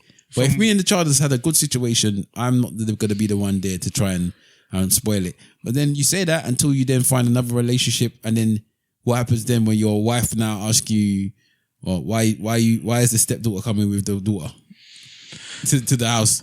Why is the stepdaughter? Why are you beating the stepdaughter for? It's not your child. Why are you blah blah blah blah? But then again, if I was with a woman that was telling me that, I'd probably leave her as well. That one's a nonsense. It's not a nonsense. Many women would say that. Like, it's a nonsense. So I have this relationship with this girl for 5, 6, 7, 8, 9 years. I've helped raise her. I'm not with the mother anymore. But for whatever reason, we've continued the relationship. You have an issue with that? There is plenty of women that will have an issue. Even having an issue is not even an issue. Asking me stupid questions like, why do you have the relationship with the girl, is a stupid question. If you don't like it, you can tell me, I don't like it, I don't feel comfortable, I can understand it and tell you that's your business, this is the way it is. If you can't appreciate it, then leave. Again, yeah. Go home, Roger. Asking me, why do you have a relationship with this girl that you were there since she was 3 and now she's 10? Why do you still talk with her? Because you haven't been with her mum for the past 2 years. Shut up, man. I agree with that, actually. But, sorry. You agree with what? That question would have been a stupid one. But a lot of women would ask it. Yeah, I agree with that as well. From what I can remember from the video is that the girl, the stepchild, was okay or seemed to be okay until the mother exploded or kind of, look what he's doing. And then she started to deep it and then she got upset. But I want to get Stavros' views as well. I want to throw a cherry bomb in there. I've been in a similar situation, not the same, but similar. One thing that hasn't been brought up yet is that if you give a present to one child, you do not have to give a present to a second child, even if they're both your children. True. Depending on the situation. That's the situation. I could say, I saw something in the shop that I know my daughter would like, so I'm buying it. I didn't see anything my son would like, so that's the end of it. I come home, give my daughter something. Even if it's not even did well in school or whatever. I just saw it. I thought, oh, this is nice. And then the boy might be, oh, Daddy, did you get me anything? No.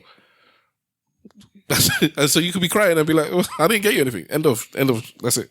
Go and play with one of your old toys. Play with your own squishy. Until 15 years later, he's like, that day you didn't get me something. You got my sister something. You didn't get anything from me. Brother. And that's why I'm out here. Were you there when we had the conversation in the family home the other day? About what? Everybody was there. It was my mum's birthday, so everybody was there. I don't know if you had heard this bit. My eldest nephew, the one that I assisted raising a little bit from 10 years onwards, preach, told me that there was a time I told him I was going to get him a trumpet. I think he said, and you didn't get it. And he said, "You never got it from me." And so this is when he would have been a teenager. You never got it from me. And I still remember to this day, and it still burns me. I said, I don't remember thinking about it. No, why don't you just tell me? He's like, no, I assumed you forgot, but I was really happy, and I was looking forward to that trumpet, and it never came. I was like, damn, man. Archive files off. Damn, B. I was like, I felt bad. I thought, I'll get your trumpet now, man. I'll do it for you now. He's like, and so this is the problem with having a bad memory sometimes, or just saying, because but I just can't remember. And he never even played any instruments. I don't know where the trumpet business come from. But anyway. Sometimes these lot just be remembering things that you just said to shut them up, boy, and they remember it. And they held on to it. But you don't like it, so you tell somebody they're getting a trumpet, they expect the trumpet. Well, I forgot about the trumpet. But anyways, that's there. So in this situation, what it comes down to is, why is he giving the person a gift? If it's just that he's a sinner, just like I said, he's seen something for his daughter that he likes, and he just got something, then fair enough. If it's are you really granular gonna do it about the gift? Because I think we're all just talking about the behavior. No, because the stepmother saying, because in this, maybe you can't remember the video. She like, you cannot give your daughter this thing. Yeah, she, remember the video, but then the daughter's gonna go home with the mum.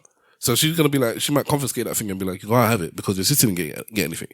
And all I'm thinking of is just today, my missus got the kids some stuff, and she's divvied it out equally. But then she had some extra stuff, t-shirts that she could only get for my daughter because they didn't make them in my son's size, and she didn't give it to my daughter, and she don't want to give it to her because he's gonna feel a waste.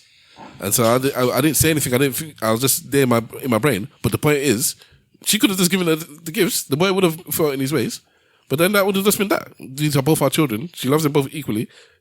It's just unfortunately we can't get the t-shirt in your size. So that's why you wouldn't have got it. Not all parents love their children equally. Fair enough. Okay, cool. But in this case, it could be that he saw something, he thought of his child, and he just wanted to get her something.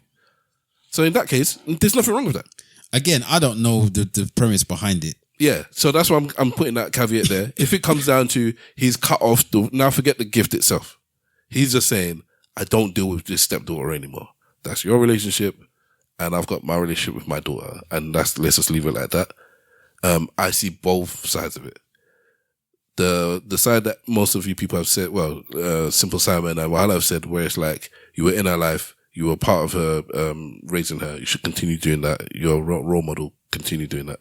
Cool. I get that one. I co-sign it.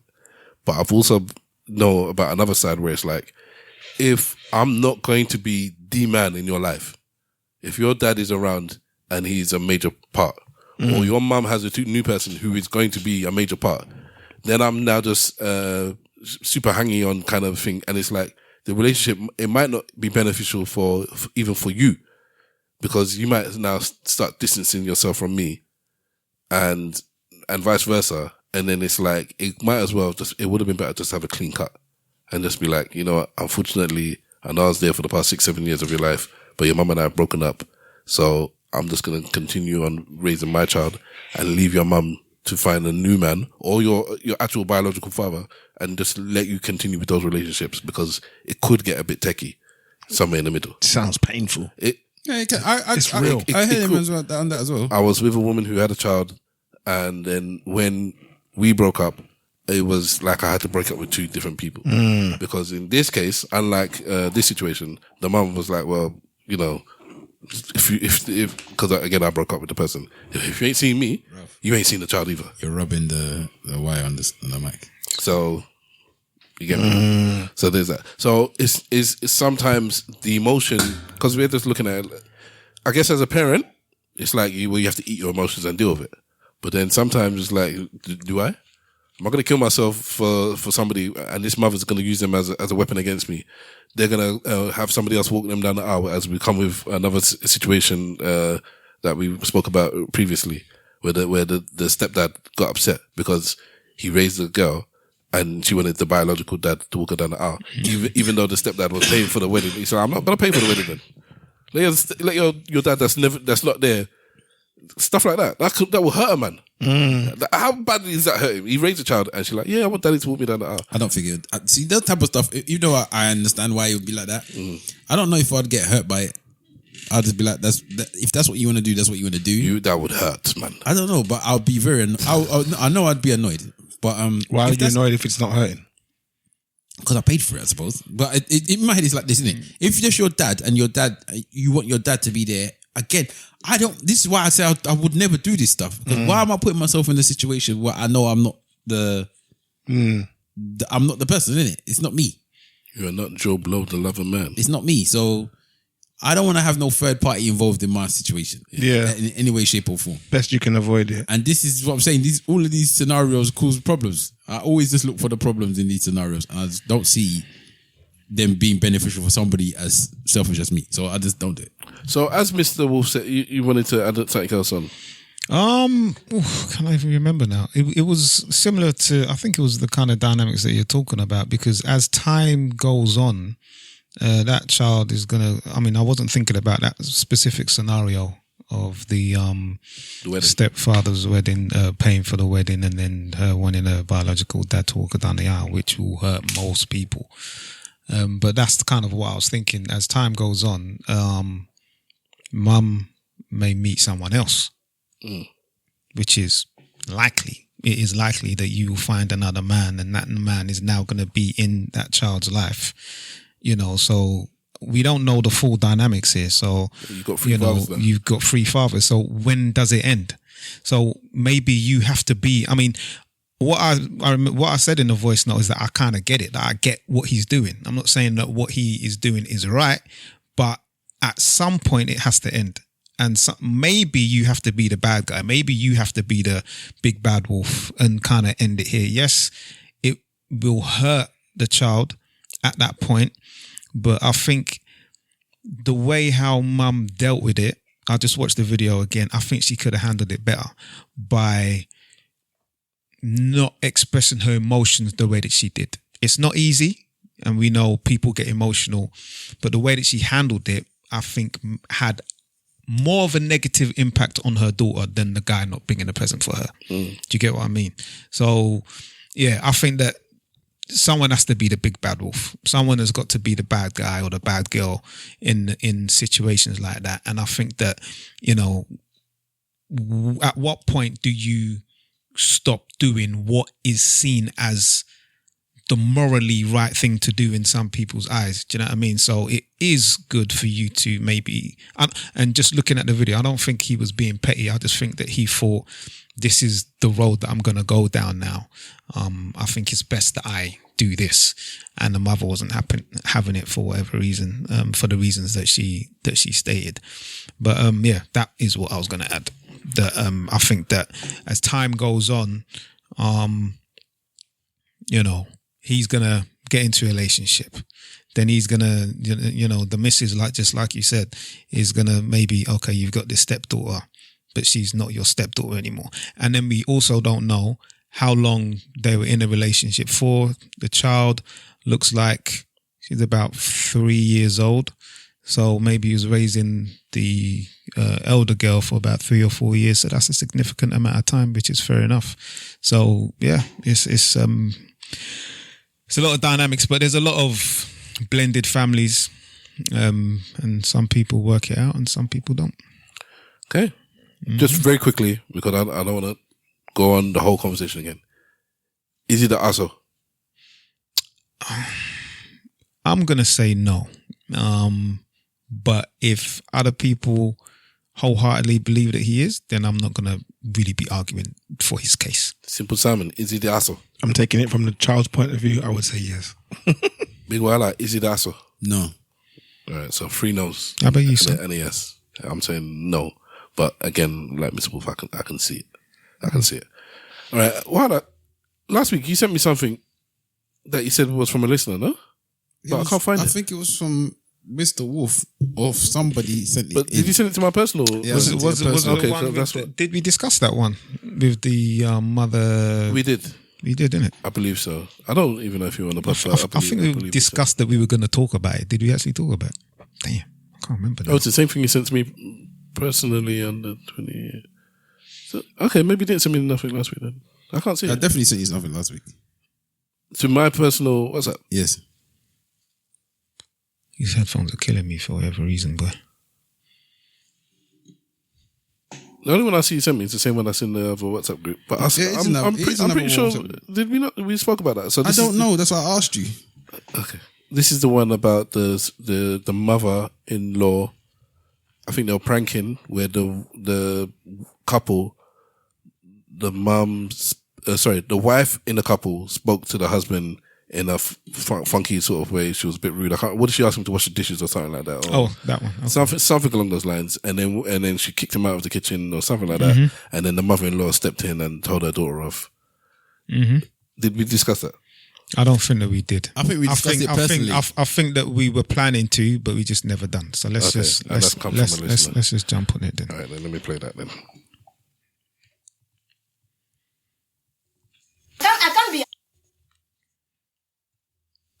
Go and carry this chair, baby. And when you're done, wash this plate. Okay. Wash this plate. Give me. They make my food warm as well. I'm hungry. Okay. Abba, since when I've been working. Okay, no problem. Please. No, I do it. No, don't wash. Just carry your baby. Go. Just carry your baby. Go. Yeah? I will do it. I will do it. Where is that? I will do it. Okay, let me just. So I'm just pausing it. What's happened is she said, I'll go and wash the plate and take your son. She was asking him to do two things at once. I can't do all this stuff. And obviously she spoke to him a bit rude. Now the mother-in-law has come and said, take the son and leave. Don't worry, I'll wash the plates. Let me just take this chair. What are you trying to do? Listen to me. Listen to me. Are you okay? Are you okay? Why are you asking your husband to wash plates? Mommy, since one year I haven't done anything. To wash plates. To wash plates for you. Eh? Is that the way I train you? I train you to be useful to yourself. I train you to be doing like an African woman. Is it because you married Oyibo? Eh? Is it because you married Oyibo that are you following the traditional? I'm going to leave it there. So, he's a white man, isn't it? Yeah, this is a Nigerian woman with a white man. The mother has picked up a weapon and is poking her daughter on the head, telling her off. It's the broom, weapon, it was the broom. Yeah, I didn't. The string broom, right? The straw. The straw, yeah. So I never even finished watching the video the first time because did you get that bit? The text, read it. Yeah, I'm gonna read the text. So, wanted to get you guys' view on this video. How would you feel as a husband seeing this? Honest views, no PG. Personally, I think it's important that you choose your wife based on what her family is like. With a mother-in-law like this, marriage is a little less pressuring, provided you're a man whose head is correct. I think wives nowadays don't have someone they're accountable to help steer their priorities. The broom was a bit excessive, but I approve the message. Of course, take it with a pinch of salt, but mother-in-law like this are keys of sustainable relationship. Just a thought. Yes. Yeah. To my understanding, this I feel like I've read that before. But this listener is a avid listener of ESN, so big up yourself. Thank you for listening to us. Big up. Shout out you, yeah. He's in a support. I believe he's married as well. From very conversations that I had with him a very long time ago. But yeah. I think that everyone would want in-laws that are unbiased as much as they can be. That's the best way I would say it. Yeah. I want an unbiased. I don't want somebody that's just on my side. I don't want somebody that's just on their side. I want them to be unbiased. If we're both chatting rubbish, I want them to tell us that we're both chatting rubbish. There's many other times that my mother-in-law has cussed both of us. Like, you're just chatting rubbish. You're just fighting over rubbish. And I'm like, yes. Both of us will just be laughing because we know it's true. You're like, you just shut up, both of you, because you're just chatting rubbish. Like, yes. But, you want somebody that's unbiased. I also want somebody that knows their child as well. That's another very important. Very important. Because there's times when people will be arguing and shouting on this, that, and the other, and the person will know their child and be like, this is you, and this is not you. Do you know what I mean? Do you understand what I say when I say that?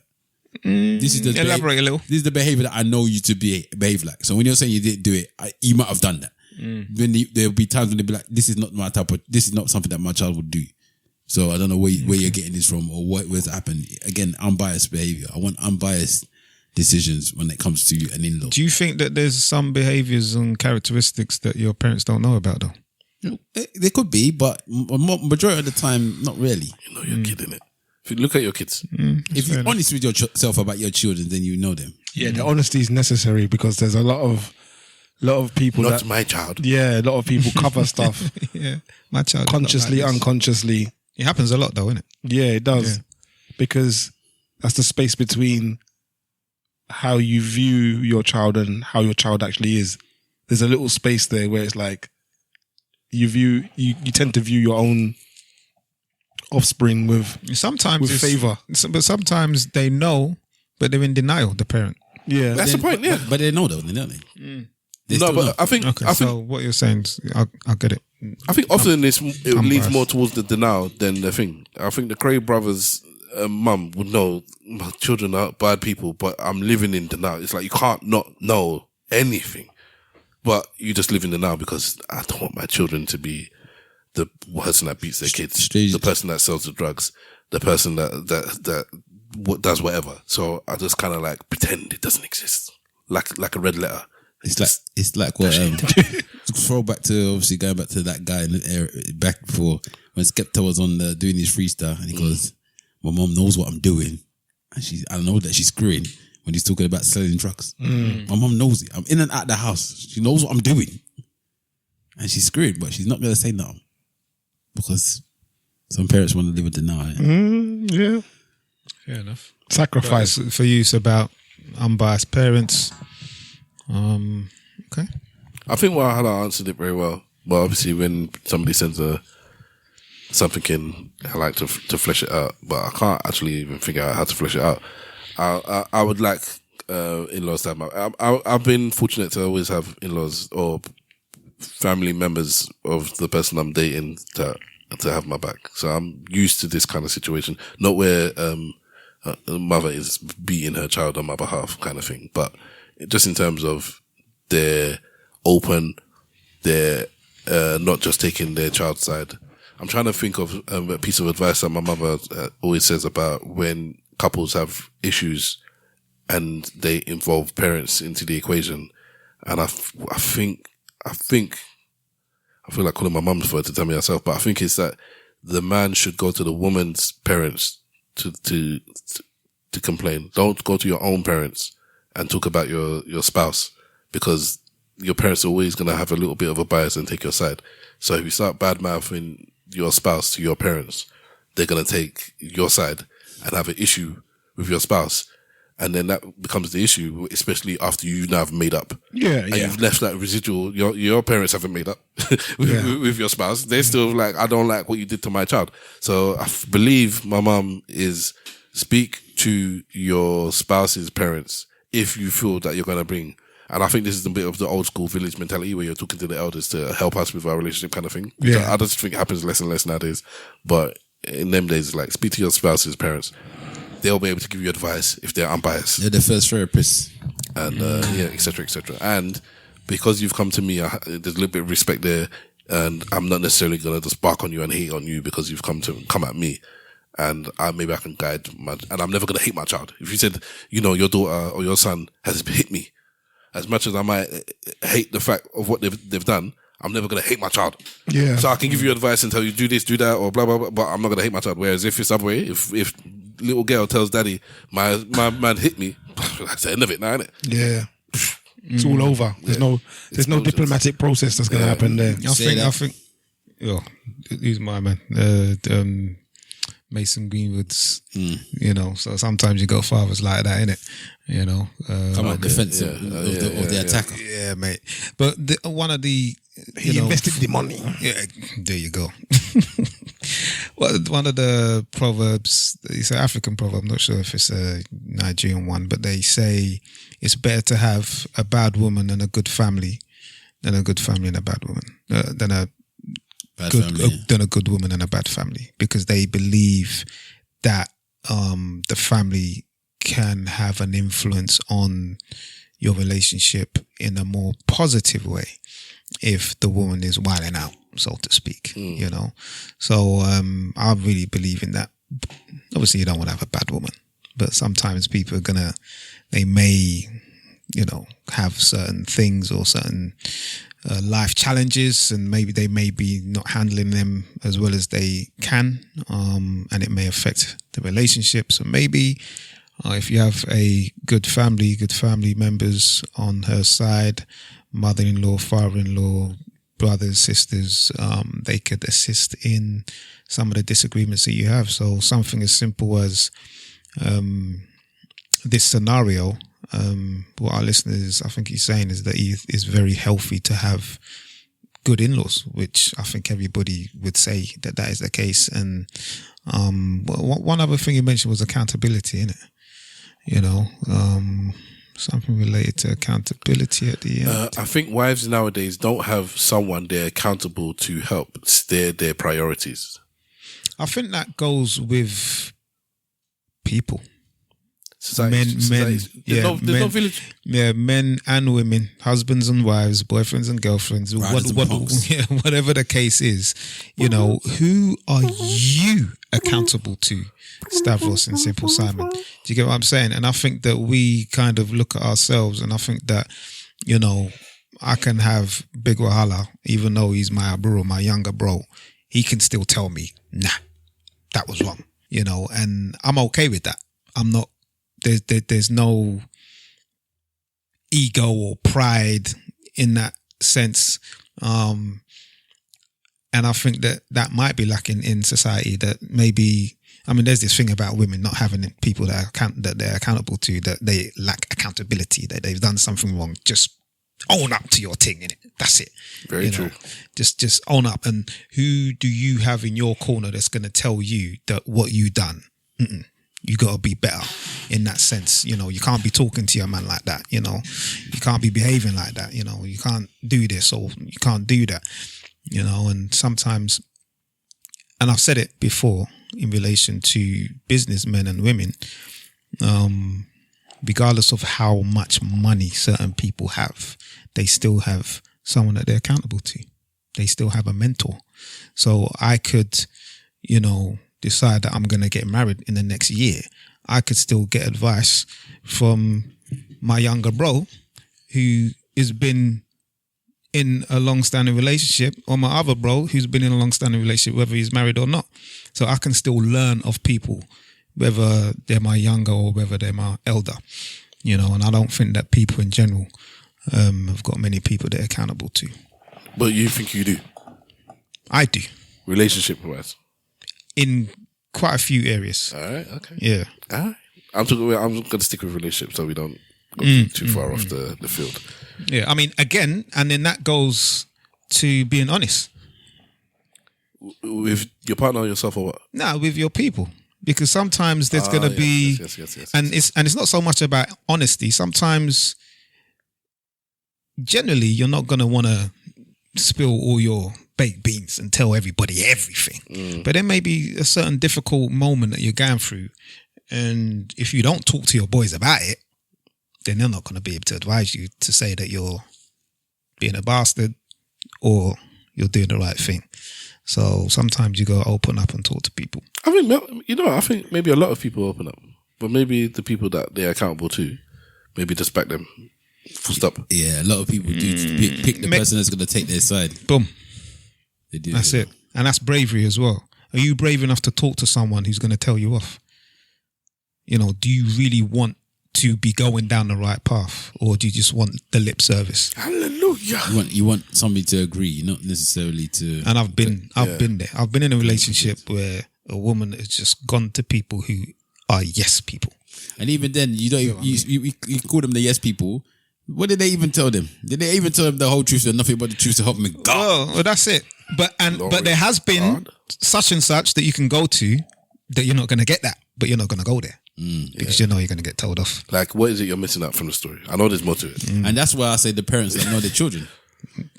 They'll be like, "What else happened?" Because that's not enough to make you get angry. So what else happened? Then they'll be like, "Oh, well, this actually happened, and this, that, and the other." So then, what did you do? Because I know you didn't just do nothing. Okay, well, I did this. So then, that's why this thing has got to this escalation now, isn't it? In regards to that accountability thing, I know that there are people that put me in the camp of, I'm going to talk to you because I know you hold me accountable, And I know there are people that put me in the camp of, I'm not coming to you because I just want to know. I don't want to hear. I want someone to agree with. Yeah, basically. So I know you. I know your stuff. No. All right, that's a third camp. I know people like you're just long-winded. That's fine. That's in every aspect. But in like, if I come to you as because I will be more usually a woman. If I come to you and say my man has done X, Y, Z, you'll say okay. You start asking because you know I'm going to ask a ton of questions, and then it's be like, "Oh, I can see why this happened. Maybe blah blah blah blah blah." And it's like I don't want that. I just want somebody to pat me on the back and say that man is a bastard. You're right, even if it's not like a breakup thing. It's just like, yeah, you're right. You were right to do what you did, or he was a bastard, and then just that's what they want. They just want that comfort, which is fine sometimes. What me? It just what I was sorry. Comfort. You're a fool.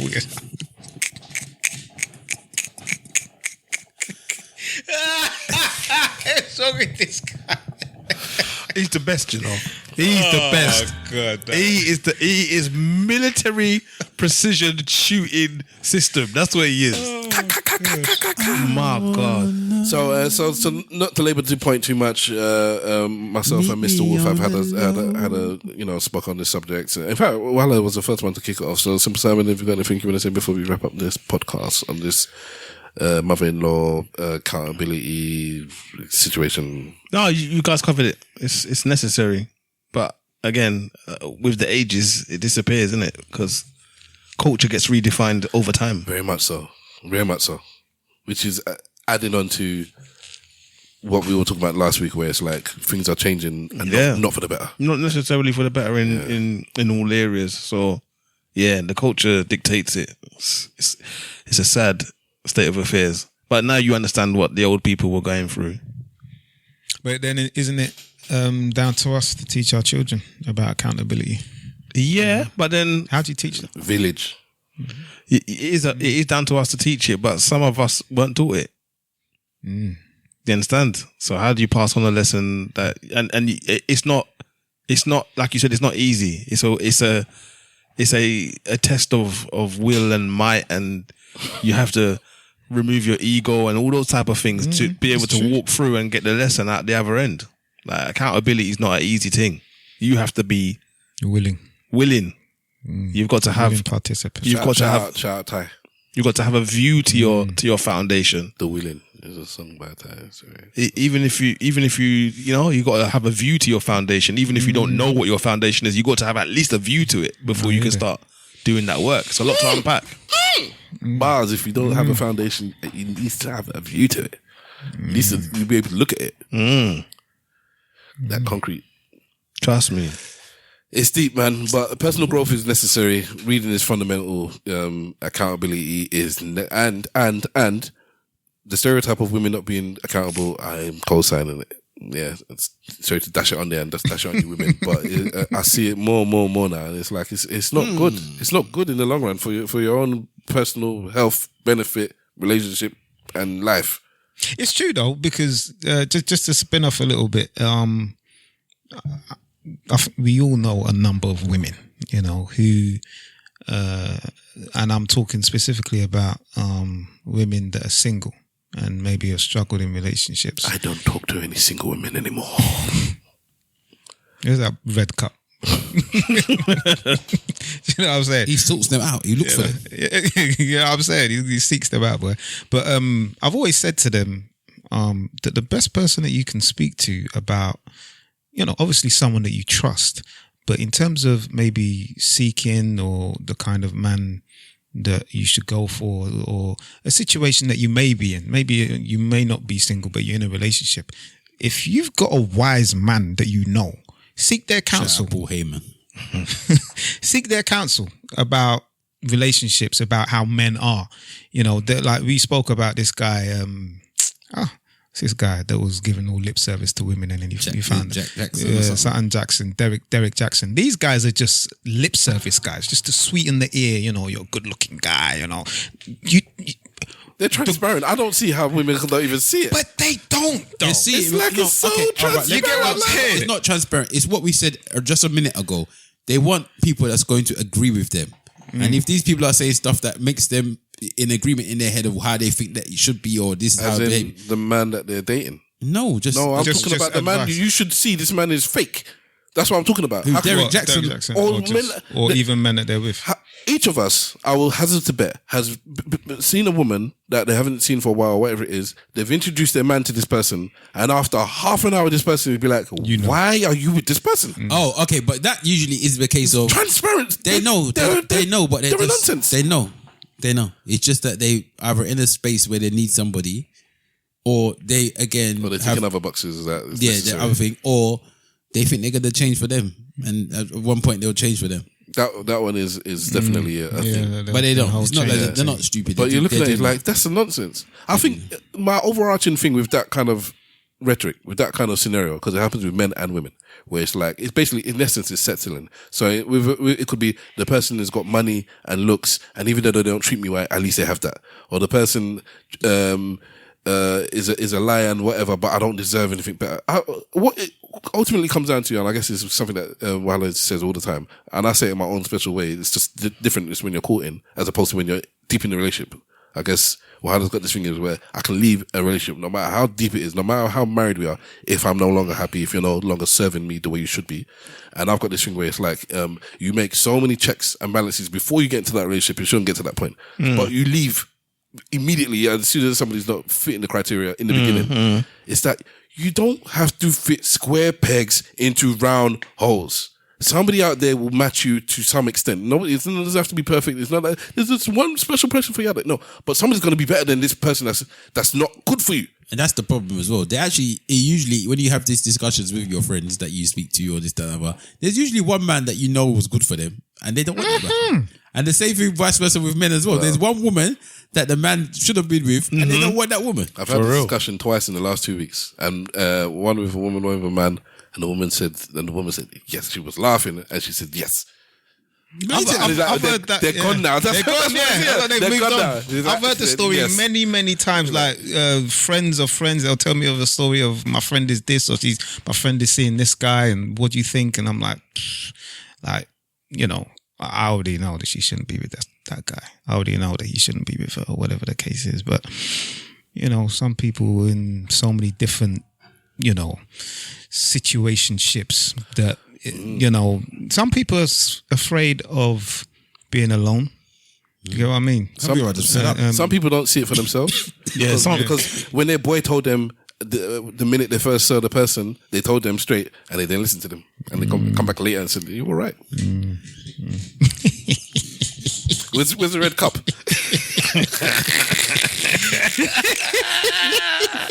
Some people are oblivious to what's in front of them, man. Yeah, for real.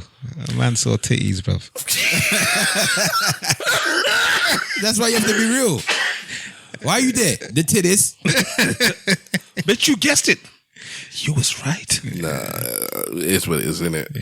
We're humans at the end of the day. We're fallible. We're going to make mistakes. And when it comes to relationships, that's where mistakes just happen, innit? It happens a lot, man. So, but don't be afraid to make those mistakes. You just the thing you need to be very cautious of is you need to learn from them and leave. Learn from your mistakes. You're gonna make mistakes. Just learn from them, please. This is the leave episode, man. You must leave. All right. Okay. On that note, let us wrap up. Let's do our church notes and our goodbyes. Let's start off with Mr. Wolf. I have started watching The Boys again. I stopped watching it for reasons I won't disclose. I just got one punch in the face. I think it was in episode 2 or 3. I know exactly the reason why you still I haven't even got to that point. I know why. Yeah, but it just came out of nowhere. It's just like I just got a dry slap. I didn't expect. When you see the slap coming, you can at least, I mean, I've watched a lot of programs with a lot of that in it. You get me? But this one was just a backhand dry slap. Yeah. Anyway, I started watching it up again, and The Boys is The Boys. The reason why I started watching it again is because of Big Wahala. I'm talking about Gen V. Do I have to finish watching The Boys to watch that? He said yes. I started watching it again. I also watched something called Hostage on Netflix. I saw Bashi. I thought, yeah, why not? He's a good actor. I'll give him that. Did you put it in the WhatsApp group? Yeah, he said that. Yeah. Bashy was crap. Yeah. I like him as an actor. Bashy's good. Yeah. Not sure that I liked him much in this though, but as in he wasn't a good. He didn't act well, or you didn't like his character. I didn't like his character. Okay, you get me. But in terms of his acting, that means he acted well then. Probably. I mean, he's a good actor. You know, you can't take anything away from his talent, man. He's definitely should be maybe. I mean, he's gone overseas and he's done things, fitted in very well. Excuse me. I see a big future for him, you know, and hopefully he can continue to grow in his craft because he's about that life. He can act. Do you know what I mean? So I think it's a 4 or 5 part series, and it's good. Yeah, I've only watched the first episode, but yeah, I still need to watch the rest of it. It's not bad. You would like it. It's got a little bit of politics in there, mate. You know. So all right. Yeah. So go watch Hostage on Netflix. Quite apt. Yeah, for what's going on now with the migrants. Yeah, it is. It's very much in line with current affairs. I'll say it was that film. One problem after another. Yeah. Good. Okay, cool. Go watch Hostage. I'm gonna try and finish The Boys. I'm in episode 5 or 6, and then I'll start watching Gen V. I mean, The Boys. You know, if you haven't seen it, it's good TV. If you're okay with violence and things like that, and nudity, a bit of gory, blood scenes. It's not Banshee. Yeah.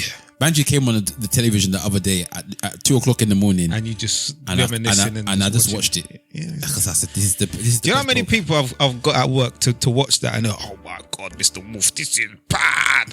You know, so I say it's a bit old now. It's like I don't care how old. It's very very good. You know, you got flipping. You know.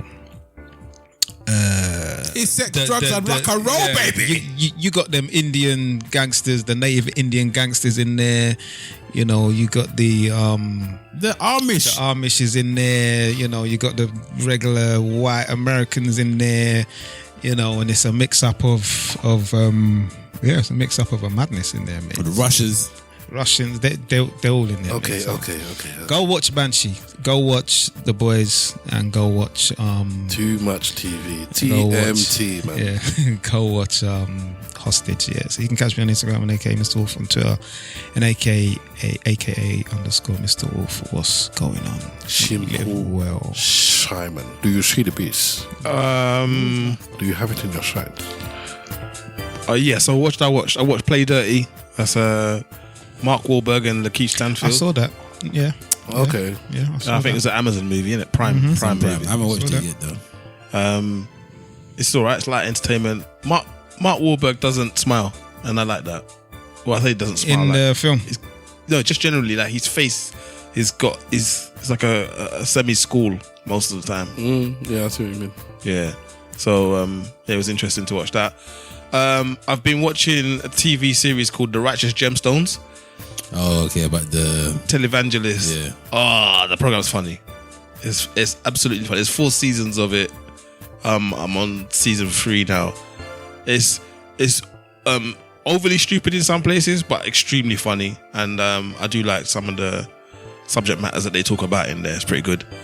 Next thing I watched just today actually was AKA Charlie Sheen. I've heard about this. I haven't watched it yet. It's a 2-part series. Oh my god! It's so good. Obviously about Charlie Sheen. It's about Charlie Sheen, and he's in it. And he's talking about himself as well. It's on Netflix. Yeah, it's on Netflix. Sean Penn, Chris Tucker, his 2 wives, 2 of his 3 wives. It's a good documentary. I saw like a half-hour documentary on him. Just a 30-minute thing on one of those late night. Nah, this things. one, and it was brilliant then. So if they've made an effort for this, and he's in it, he's telling the story, so he's giving you the behind the scenes of the story. So like some of the stuff where we saw some of the outbreaks online or what have you, he basically gives you the road to what led to that moment. Do you get what I mean? He's an actual kind of madman who has done well in his craft. Like his stories are just off the chain. He's basically he he is the personification of addiction. And he tells his story of how he battles that, what it looks like to battle that the way that he has to. It's really good. AKA Charlie Sheen. He and this guy kind of, they remind me of each other. Him and this Downey Jr. guy. They have some parallels where they were big actors when they were young, got into drugs, and then in Robert Downey Jr.'s case, come out the other side. He was super successful. Now he's an Oscar winner. And I guess in this one's case, it's like he just pushed through the drugs. At one time, he was he the highest paid actor? Yeah, yes. TV actor. On the small screen, it's like TV shows and that. He was getting 2 million per episode. So they talked about all of that. They have a similar-ish kind of history and path. And like he was, as much as he wasn't a madman, like you get to see. Or as much as we thought he was a madman, you get to see why he got to that stage in his thinking. Like he said, remember on the internet, he was like, I've got tiger blood or whatever. When he explains how he got there, you're like, rah, okay, I can see that some of the tools that were used in order to make you get where you got to. Do you get what I mean? Like situations and environments pushed him to that place. Anyway, AKA Charlie Sheen. That's always the case though. Definitely. Just, if you heard the backstory of anything, you'd be like, oh, that's how you got to that. Because he was born in show business. His dad, right? His dad's Martin Sheen. Yeah, Martin Sheen. Yeah, and his brothers Emilio Estevez. Yeah, they're all Estevezes. They all changed their names. Okay. Estevez didn't change their name. Yeah, exactly. Apart from him. Yeah, they all changed. And again, he gives you the background to that. Like he gave pure background to his thing is interesting. Like it's properly interesting. So you get a chance to watch that. I also watched Tron Ares. Yeah, I just watched that today as well. Is that a movie? Oh, it's a good one. TV show. Yeah, it's a good one. You think that's a good movie? I enjoyed it. But again, from a geeky point of view, I enjoyed. Okay. And that's part 3 then. You watch it as a standalone. Do you remember the first and second one? I don't remember the first and second one. The first one's like 80s, second one's recent, and then this one. Even the second one is maybe like 15, 20 years ago. Really? Is it that old? Quite long ago, yeah. I just didn't watch it. I thought it was just normal, just there. Nah, I enjoyed it, man. Nothing special. I now know that I'm not a fan of Jared Leto. Who? Yeah, his acting is a bit weird, but I think who? Dallas Buyers Club, he was in that, wasn't he? Maybe. Jared Leto. It's Leto. Leto, sorry, yeah, he's the one that played one of the Jokers one of the time as well. And, yeah, I'm with you on that, Wahala. I'm not entirely a fan of his, but I think he was actually casted correctly for this character. I didn't say he was even a bad actor. I just don't think I like him. I don't like his the acting. films he chooses. Yeah, I just don't like his acting in the films that he's in. I'm just not a fan of him really. For this role though, I thought it was good casting for this role. He looks like white. He Jesus. was in Dallas Buyers Club. He looks like white Jesus, which is a bad boy film. Well, he's wooden enough. So yeah, he's in very good films. He's in Fight Club, Lord of War. It was not bad. It was good. It was good in Gucci actually. Fight Club. House of Gucci, he was very good. Yeah. House of Gucci, he was very good. Yes. Jeff Bridges, I like as an actor. Yeah. So those are the ones that I've. Jodie Turner-Smith is in it. Yeah, I do like looking at Jodie Turner-Smith. So. So yeah, that's what I got through this week. I enjoyed. I do like looking at Jodie Turner. To the point I mentioned, where if you go through the history enough, if you go far back enough, you will understand everything basically. Which is why I'm always big on explain it to me. I want to try to know that corruption is only bad if I am not part of it. Mm-hmm. If I am part of it, I defend it. Mm-hmm. I went back looking for the whole interview because I'm that kind of person where I wanted to watch the whole thing. Just for my entertainment. And then I found out, so I've told you man's in here now, but I'm telling the public that what that dude was, he was standing in a crowd of people, he was talking about, he's a politician, and he was talking about corruption. And what he was saying is that this is what corrupt politicians are like, and this is the type of thing that a corrupt politician will say once they're trying to get into power. So when they almost kind of like mean it, and then once they get into power, that's their mind frame now. Oh, corruption was bad when it had nothing to do with me. But now I'm involved in the corruption because I've got to the status and the position where the corruption now benefits me. I defend it. So that is unfortunately it makes it. What's up? Let's Oh, you play the thing. Let's play the thing. It might not come through because it's not coming through. Yeah, you need to find one where it comes through on both channels. Because our mixer doesn't pick up the left channel for whatever reason. Now I definitely know it's the left channel because this kind of comes out the left side. Some of the ones that you play, but I've got it somewhere. Play it one time. Okay, yeah, fair enough. You get me? You have to play this thing that we play several times. Yes, for the people. It's for the people. Yeah, but if you play it on here several times. Is it coming through your headphones or something now? It's done. Mr. Corruption is not bad. Corruption is only bad if I'm not involved. Yes. Yes. But if I'm part of that corruption, I'll defend it. It's still funny, but it takes just a tad little bit. When you look at the premise, I mean, do you know the one where he says, "I don't have the capacity." I don't want to know. I still don't want to know what the reason is because like I said, Right. whatever it is going to be a bad thing, and I don't want it to stop. I know, and it still don't stop it for me. I don't. And the other one is, I can't. I'm in pain. I'm in serious pain. Yeah, that one is a charlatan, I'm sure. No, he said, that was what was going on at the time, but he doesn't mind people laughing at it or what have you. He doesn't care because that was what was happening at the time. I can't turn this neck anymore. Poor uncle, boy, you're laughing. Let us laugh. Big Wahala. Talk to the people then. At Big Wahala on Insta, at Big Wahala on Twitter. As I said, I also watched Tron, but we spoke about that, so forget that now. I also watched The Smashing Machine. Oscar winning? It's a good film. It's a good film. He did a good job. I don't know about Oscar winning. There's been some very good films that's come out this year, and to be honest, you just mentioned him earlier. You said Sean Penn. I've watched once. I watched that film again. One Battle After Another. You watched it twice. I watched it twice, and I didn't feel like I'd watched it twice. So that actually shows the film is And better it's than nearly 3 hours. better than I thought it was the first time. The film flew by. It's like this is a nearly 3 hour film. Yeah, and Did you watch it? And Sean. I watched it. Yeah, and Sean Penn is wicked in it. Yeah, very very much so. Wicked. He's somebody that film. best supporting actor. Yeah, he's gonna get. He should get it. It could probably coming his way because he was so good in that film. And you know how old he is? He's like properly old. Look how ripped he is, man. Properly muscled up still. But yeah, so you I don't know how old he is at all. Like in 60 something. Okay. But yeah, anyway, so yeah, so The Smash Machine, I should go back to that. It was a good film. It was a good film. I think that obviously they say that it's a box office flop. It hasn't made much money at all. I'm gonna go watch it. That's interesting. Not really. I don't think the promotion has been that much for the film to be pushing. The trailer was so good. Yeah, I saw that. I saw the promotion for that long time ago. Yeah, they did it really early. They had a long roll up for that. Yeah, but I don't know if it's been pushed to like. I think that's one of those films that it came out at the wrong time. No, but then after I saw the trailer, I haven't seen it again. Like, yeah, you get what I mean? I also think it came out at the wrong time. I think there's other films that people would rush to go and watch before they'd watch that one. Okay, because like, it's Halloween almost, isn't it? It's like this film is one of those ones where you need to really be in that type of mood to watch it. Okay, because you know it's if you don't care about UFC, obviously it's about one particular UFC star, and so you're not rushing to go watch it for that.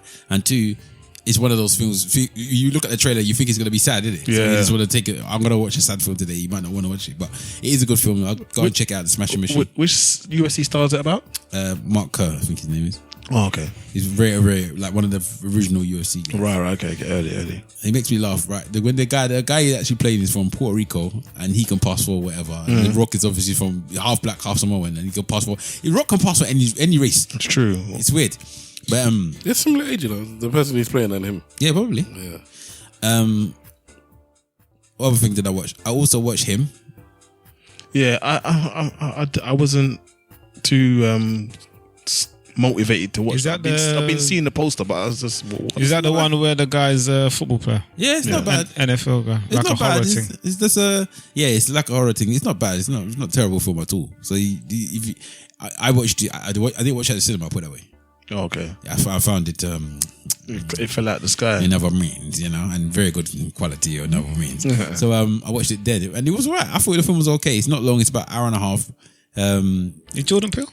it's Jordan Peele produced. It's not directed. But yeah, it's not a bad film. I like the premise behind it. Which is what? Am I allowed? Is it, do you know the premise? But I just want to know if you actually know the premise behind it. Where he's a NFL player, and he could become one of the greatest, or he could become really good. And what will you sacrifice to get what you want in your career? Kind of, yeah. All right. Yeah. Stav, you can take your hairs out now. He basically just mentioned the trailer, so if you've seen the trailer, then there's nothing. But anyway, so I watched that. I'll be watching Slow Horses season 5 again for. Oh no, did I talk about Slow Horses already? I think I did. But yeah, so anyway, let me just deal with the film. So those are the 3 films I've watched this particular week. Somebody told me yesterday I must watch Slow Horses. A youngster. Slow Horses is alright. The people that love it, but I think it's a good program to watch. But there are people that actually fully love it. He was asking me what TV programs about. I said, ask your Uncle B. Because I don't watch TV. So next time you see him, ask him, he'll tell you. But he told me to watch Slow Horses. What? Alright. What? Okay. Nah, I'll do it. I didn't even think of it, to be honest. Yeah, so that's me, bruv. Tonight. You done? Yeah, I'm done. Alright, I am Stavros Boss. You can catch me at Stavros Boss on most of the socials. Stavros says this week, in fact I should really get it up, shouldn't it? It's going to be an ITV program that I just so happened to come across on YouTube. Where was it now? I put it in the group, didn't I? Oh, the podcast. The podcasting with Ras Kwame. 6 people. 6 isn't it? It's called thank you. Black Cultured Unfiltered. Black Cultured Unfiltered. Black Cultured Unfiltered. And it's I don't know if they actually showed it on TV. I'm assuming it's because it's Black History Month in this country that they're pushing out there. It was like a half an hour round table discussion between 5 or 6 Black British celebrities, like a musician, a DJ, politician, an MP, a newsreader, a ex-footballer, and presenters, a boxer. Which one's the presenter? The Ras Kwame. Ras Kwame, Jermaine Jennings, DJ AG, Charlene White, Derek Chisora, Dawn Butler. Okay, well, wonderful. There you go. And Fuse ODG. Fuse. And no Nigerians. Yeah, these guys had an issue that there were no Nigerians there. Derek Chisora was just a real one, though, really, isn't he? But he was chatting rubbish. Yeah, unfortunately. It's like there's always on. But it's good. It's actually kind of like good that you put it there because it made it more real. Yeah, that's what I'm saying. Kind of thing. You don't have to agree. Even though it was a bit embarrassing. It was a bit cringe. But yeah, anyways. So, it was a good conversation, about half an hour, and it went like really, or half an hour, 40 minutes. It went really quickly. 23 minutes. Oh, okay. All right. Well, that's why it went quickly, I guess, especially seeing as I was watching it at double time. But hopefully they have more episodes. It seemed like it was a conversation that went on for quite a while, and they really chopped it to bits and only gave you like little chunks. So hopefully they give you more chunks. But I'll put the link to that YouTube video on there. It's entertaining, and if it's for Black History Month, and I guess it's something that we should support. Right, guys, thank you very much for listening to the podcast. Hashtag ESN Pod to start or join in the conversation at ESN Podcast on all the socials, or most of them. ESNpodcast@gmail.com to send in the things. Tell them. A bunch of people said congratulations on 15 years last week, so thank you very much for that. Appreciate you. And like I said, maybe this Westwood Thai episode thing it might rise its head again. We'll see what happens. I don't know. But either which way, we really appreciate you joining in. Send us your questions on Spotify as well. I like seeing those pop up and whatnot. And to that lady that sent in the requests a few weeks ago, I think my brothers did a really good job in giving you your feedback. So hopefully you appreciate that. So all that being said, we just take on what our brother DJ Webslinger started off, and the other lot continues. Remember, if you ain't saying nothing, say it well. Slag for life. But.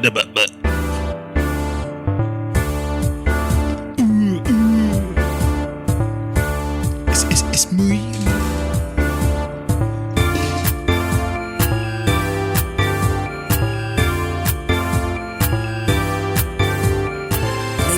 Ladies and gentlemen, boys, ladies and gentlemen, boys.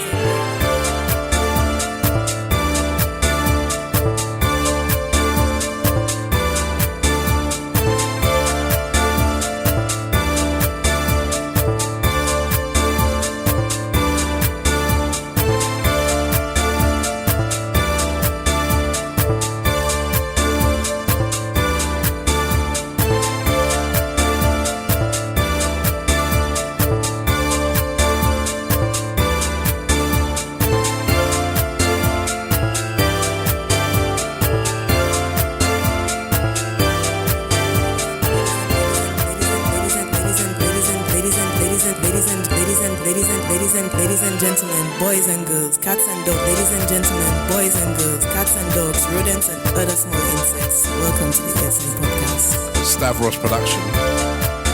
They are blood clot. Ladies and gentlemen, boys and girls, cats and dogs, rodents and other small insects. Welcome to the ESN podcast.